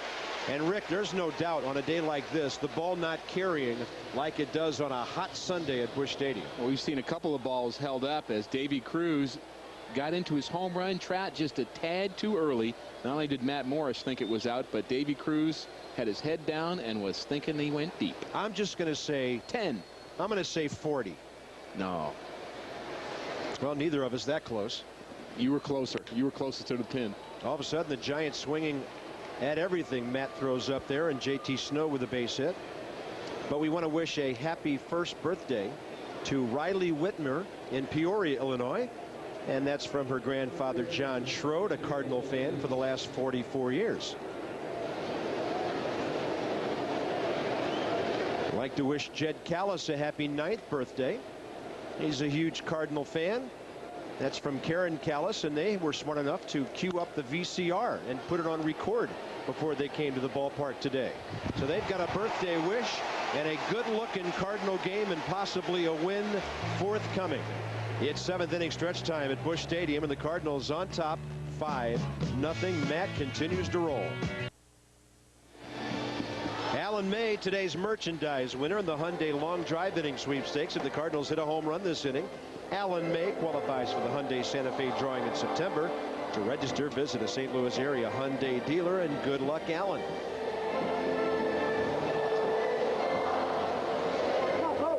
Pizza Hut postgame show live from Galleons at Westfield Shopping Town, West County, following our game. Stop by, take advantage of the water sports clearance sale with savings up to 50%. I bet the boys will be talking about some pretty good Matt Morris pitching today. We talked about it being a cool afternoon here in St. Louis. That man does not look tired at all. A lot of first ball swinging by the San Francisco Giants. They're swinging like it's the last day in spring training, and they can't wait to break camp. They're all up there first ball hacking. But nice crowd here at Busch Stadium. Giants heading for the West Coast. Cardinals heading for Cincinnati again. Did they just leave their bags there from last week? Bottom of the 7th, and a great crowd at Busch Stadium. We had a wonderful rendition of God Bless America. Then Take Me Out to the Ball Game. Matt Morris has been around home plate, so his defense has been sharp, Rick, in contrast to the game the Giants have been having. Well, the double play has been the story of the game, although here's a nice play by Edgar Renteria that Matt starts himself, but that great 5-4-3. Nice to have guys that can turn to. Edgar Renteria being very nifty around the bag. And here is double play number 3. Matt again starting this one himself. And that's an awful lot of outs with just 3 pitches. Wow. Yeah, 6 of them. So Taguchi is the Cardinal leadoff man, so they serve 2 purposes with that move. So's good defense to the left, and with a left-hander in the ball game now, that gave him a chance to lead off in the bottom of the 7th inning.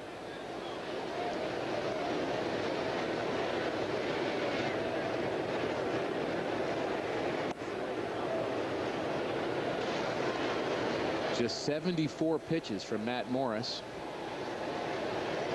through 7 innings. Very nice ratio. That is really economical by today's standards. Just to let everybody know he's not tired. He got the batting gloves on as soon as possible. Little message for the manager. No doubt. Don't you dare take me out of this game. Although you can send all the messages you want to a major league manager, and they're going to do what they want to do. But Matt does look very strong. has a chance to stay in there for the duration with a nice cool afternoon. Ray Durham throws out so Taguchi, but let's face it, Rick, there are a lot of pitchers these days who, when the 7th inning stretch comes, they're singing, "Help, take me out of the ball game." Well, it's unfortunate that that's become a sign of the times. What happens, I think, is they expect it because it happens so often. You kind of like start looking for it, but really, it's really tough to compete if you're not trying to pitch a complete game every time out. Out-of-town scoreboard from your quality local Ford dealers on both sides of the river. Cardinals will lead the Cubs by 10. Mabry, center field. See you later. And for John Mabry, 6th of the year. And the Cardinals go on top 6-0. He's on base for the 4th straight time, and this time he'll touch all of them.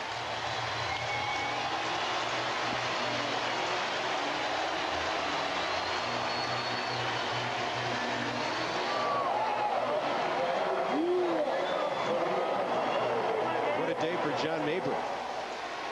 6th home run of the year. Tony La Russa pushing some good buttons this afternoon, calling on John Mabry, who gets all of this one against the left-hander Franklin. And along with Roger Cedeno, they both supplied an awful lot of offense. Cedeno 2 hits, run scored, RBI. And Mabry 3 for 3 and a walk. Very nice production from the Cardinal bench, getting a chance to start. Here's the look of a pitcher that just gave up a long one. Oops. Why did I do that? Hey, congratulations to Alan May. He just qualified for the Hyundai Santa Fe drawing in September. And folks, if that's not incentive to register, visit your St. Louis area Hyundai dealer. You've got a chance to win a wonderful vehicle if a Cardinal homers in this inning, and John Mabry just did. Here's Yadier Molina, and it's now 1 ball 2 strikes to the Cardinal catcher. Molina's having a pretty nice day himself. Not only the 2 RBIs, but threw out Ray Durham, stealing in the 1st inning. His average is starting to climb a little bit.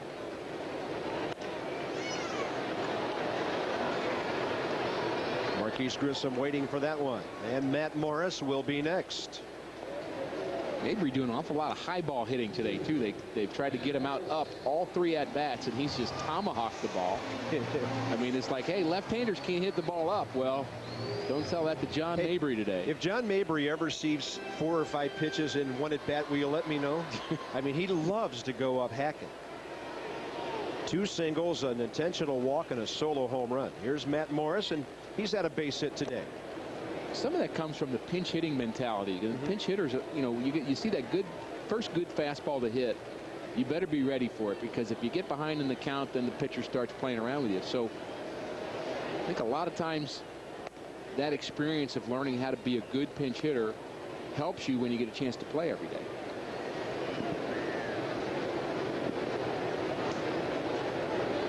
Oh, 2 to Matt. And he slaps it on 2 hops and a big hop out to Davy Cruz. We're going to the 8th. John Mabry with 1 out goes to the deepest part of the ballpark. And on a day when the ball's not carrying that great, he just muscled that baby out of here. And the Cardinals now a commanding 6-0 lead after 7.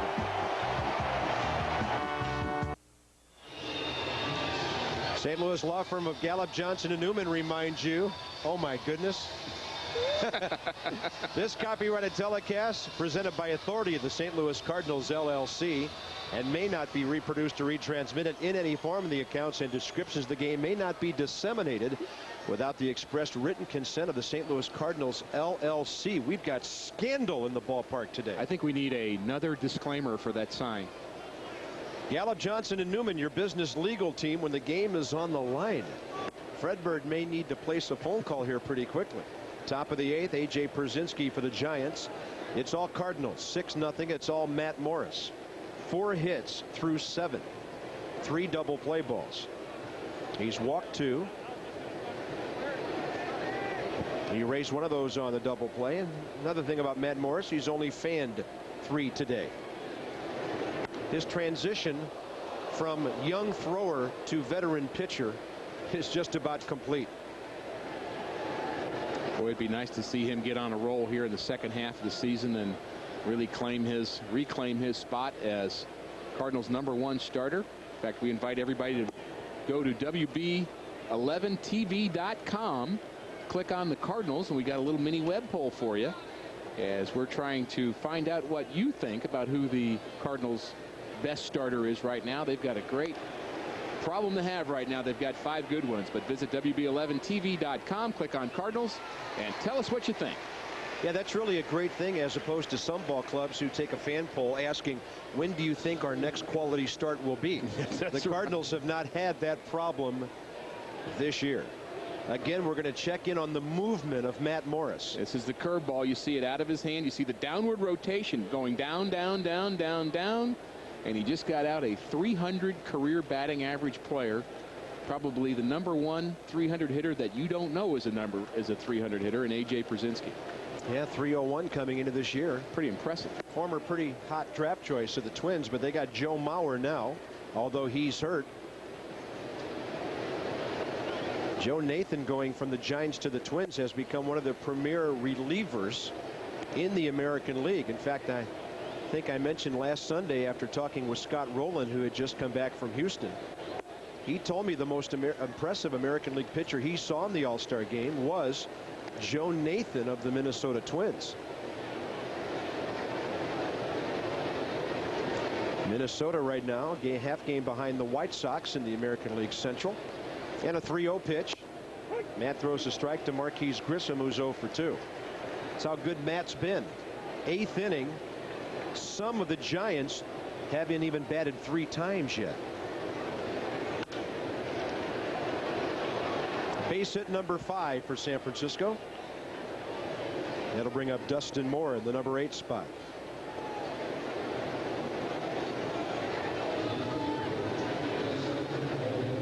You want to know how to fundamentally play this game?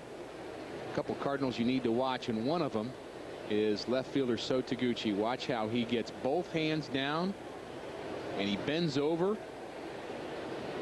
head up, gets the ball in right away. That's the way you play a ball hit in the outfield on the ground. You can't be lazy, because if you're lazy and that ball gets through your legs, there's nobody behind you. So has really become a very useful major league ball player. There were times when he first came to the Cardinals that he looked like he was just totally overmatched by major league pitching. Knocked the bat out of his hand after a while. Yeah, and then just after a while, he's been smart enough to make some adjustments and to become a very, very good 4th outfielder for the Cardinals. Dustin Moore 0 for 1 with a walk. Matt goes upstairs on him on 0-2. As fundamentally sound as Taguchi was on that play, that's what San Francisco has not been today, with some plays in center field, particularly Marquise Grissom not charging a ball, maybe not knowing how many outs there were, not getting the throw off in time on a sacrifice fly. Really some odd plays defensively out of Marquise Grissom. Breaking ball, see ya. Matt Morris with his 4th of the day. I'm not sure what Dustin Moore was asking there, because the ball appeared to be right over the heart of the plate. It's hard to believe that he's arguing this call. That ball is right down central. He must not have seen this ball. Again, the downward movement. That pitch can't be any more of a strike. I'm not sure where he thought that ball was. Perhaps he was arguing that that can't be a strike because I couldn't hit it. Neifi Perez will be the Giants pinch hitter here. A guy who I thought was really headed for some stardom in Colorado. Signed with the Rockies at the age of 17, was there for the better part of 6 years. And a lot of people felt like Neifi phoned it in for 2 years in Kansas City with a non-contending ball club, batting .241 and .236. Giants picked him up on waivers prior to last season.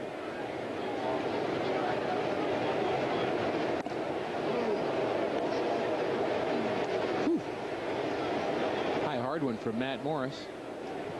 Not wanting people to get too comfortable, even if it is the 8th inning. Every 3 innings or so, you've got to throw one just to let people know you can still do it if you have to.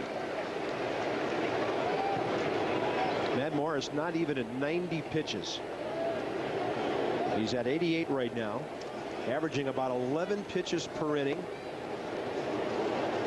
And a breaking ball misses away. 2 balls, 1 strike. Matt Morris has gone the distance in his career 14 times. 1 complete game this year. Complete game. That's right. I forgot what that stat was called. CG. Yeah. You just don't see too many of those, huh? Not anymore. That's a foul ball just outside first.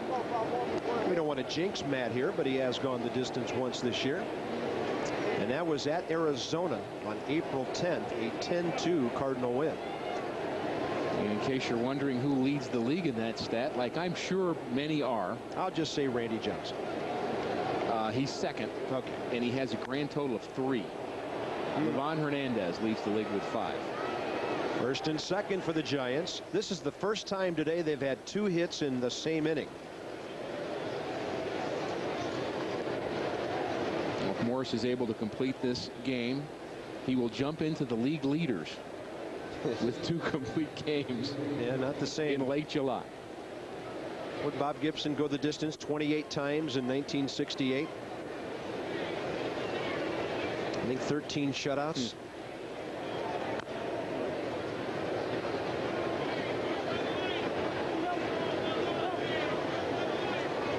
Well, it is almost a hard thing to imagine. The game certainly has gotten more scientific of what you do in the last 3 innings of a game. You want the lefty, righty, righty situations, and there's a lot of thinking, a lot of different ways to use the bullpen. But what's odd about it, though, Bob, is that you think that pitchers would be, and they are, probably more well-conditioned now than ever before.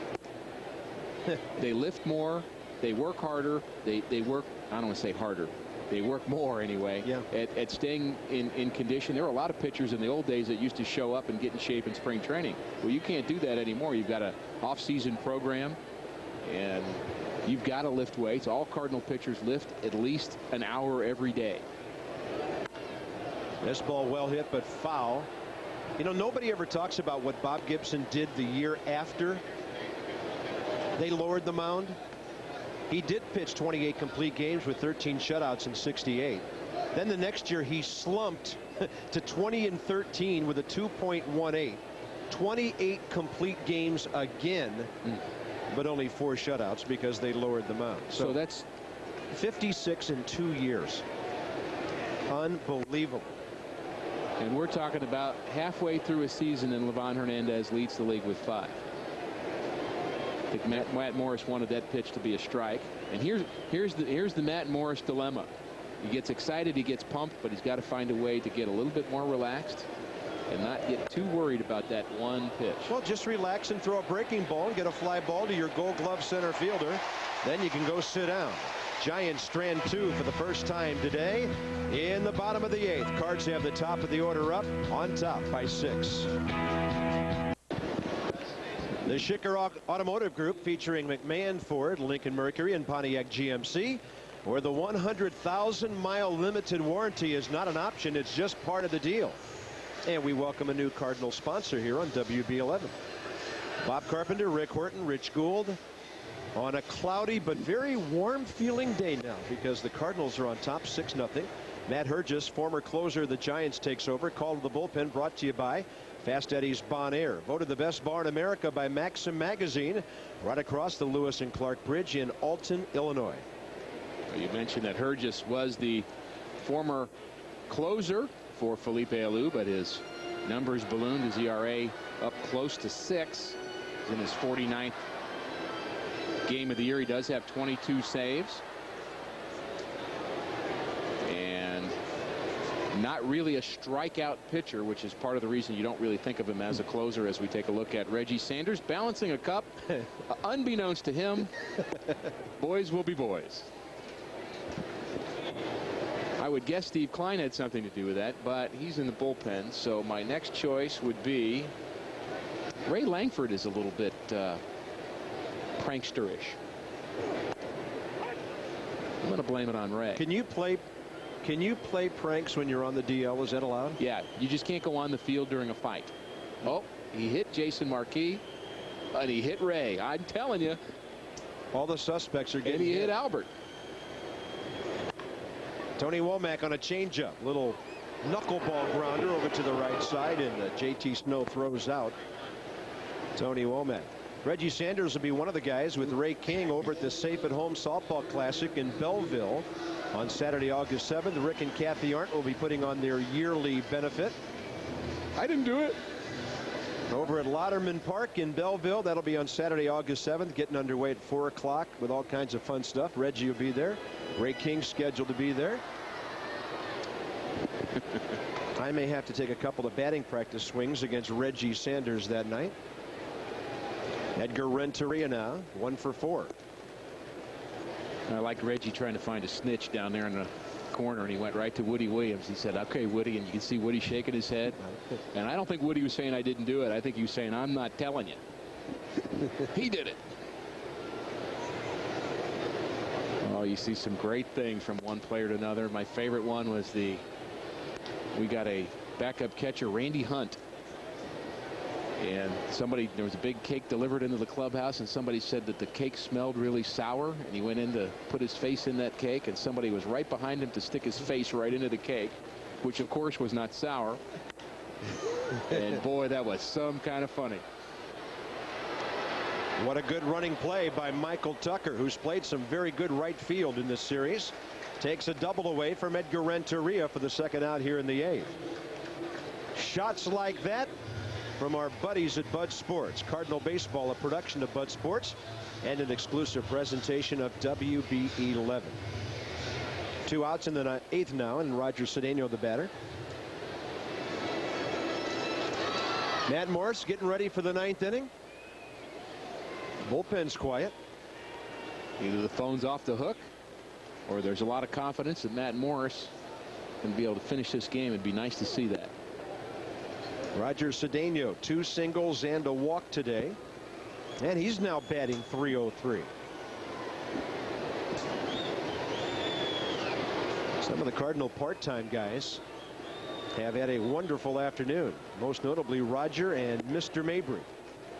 Cardinals about to win their 62nd game of the year to go 26 over 500, 10 up on the Cubs, who lost in the 9th at Philly after tying that game in the top. And for the Cardinals, this will be their 21st win in their last 28. Cedeno with another good swing, but it's right at Marquise Grissom. Cardinals go in order. Top of the 9th coming up. Tucker, Cruz, Snow, and Matt Morris. Maybe in line for his 2nd complete game of the year.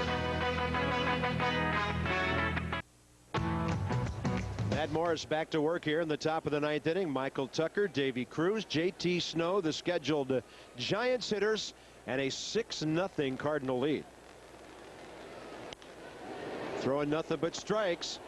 First pitch foul ball. Roland chasing. Scott's there. 1 out.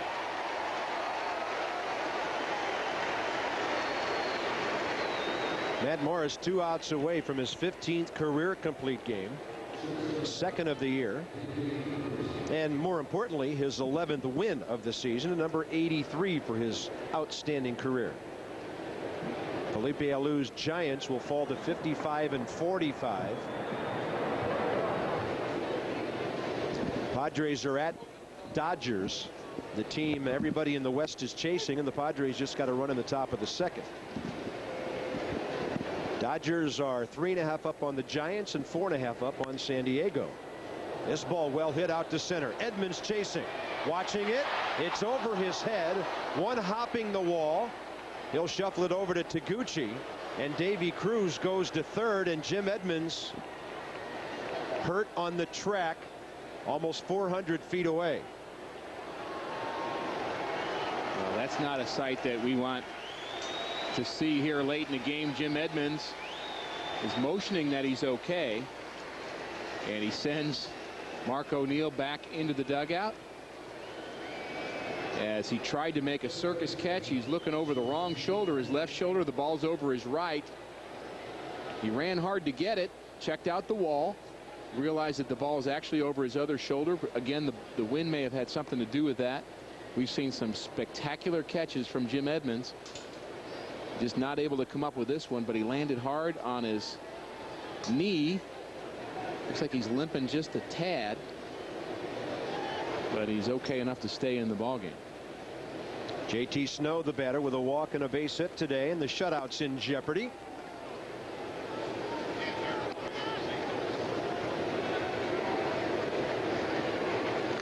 Cardinals have thrown 6 shutouts on the year.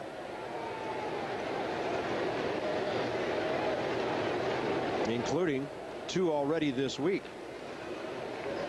JT takes one upstairs, ball 2, and the Cardinal bullpen starting to make some noise down there. I want to thank everybody who logged on to WB11TV.com and hit Cardinals. We have our response to our web poll. Chris Carpenter got the most votes as the #1 Cardinal pitcher as of right now. Yeah, we want to tell everybody, don't call the Cardinal switchboard. No. Rick gave the email address, WB11TV.com. Those girls have enough to deal with downstairs without getting calls from our telecast. So don't call the switchboard to respond to our online poll. 3 balls and a strike now to JT Snow. They're wonderful folks there at the switchboard, but they already have enough friends.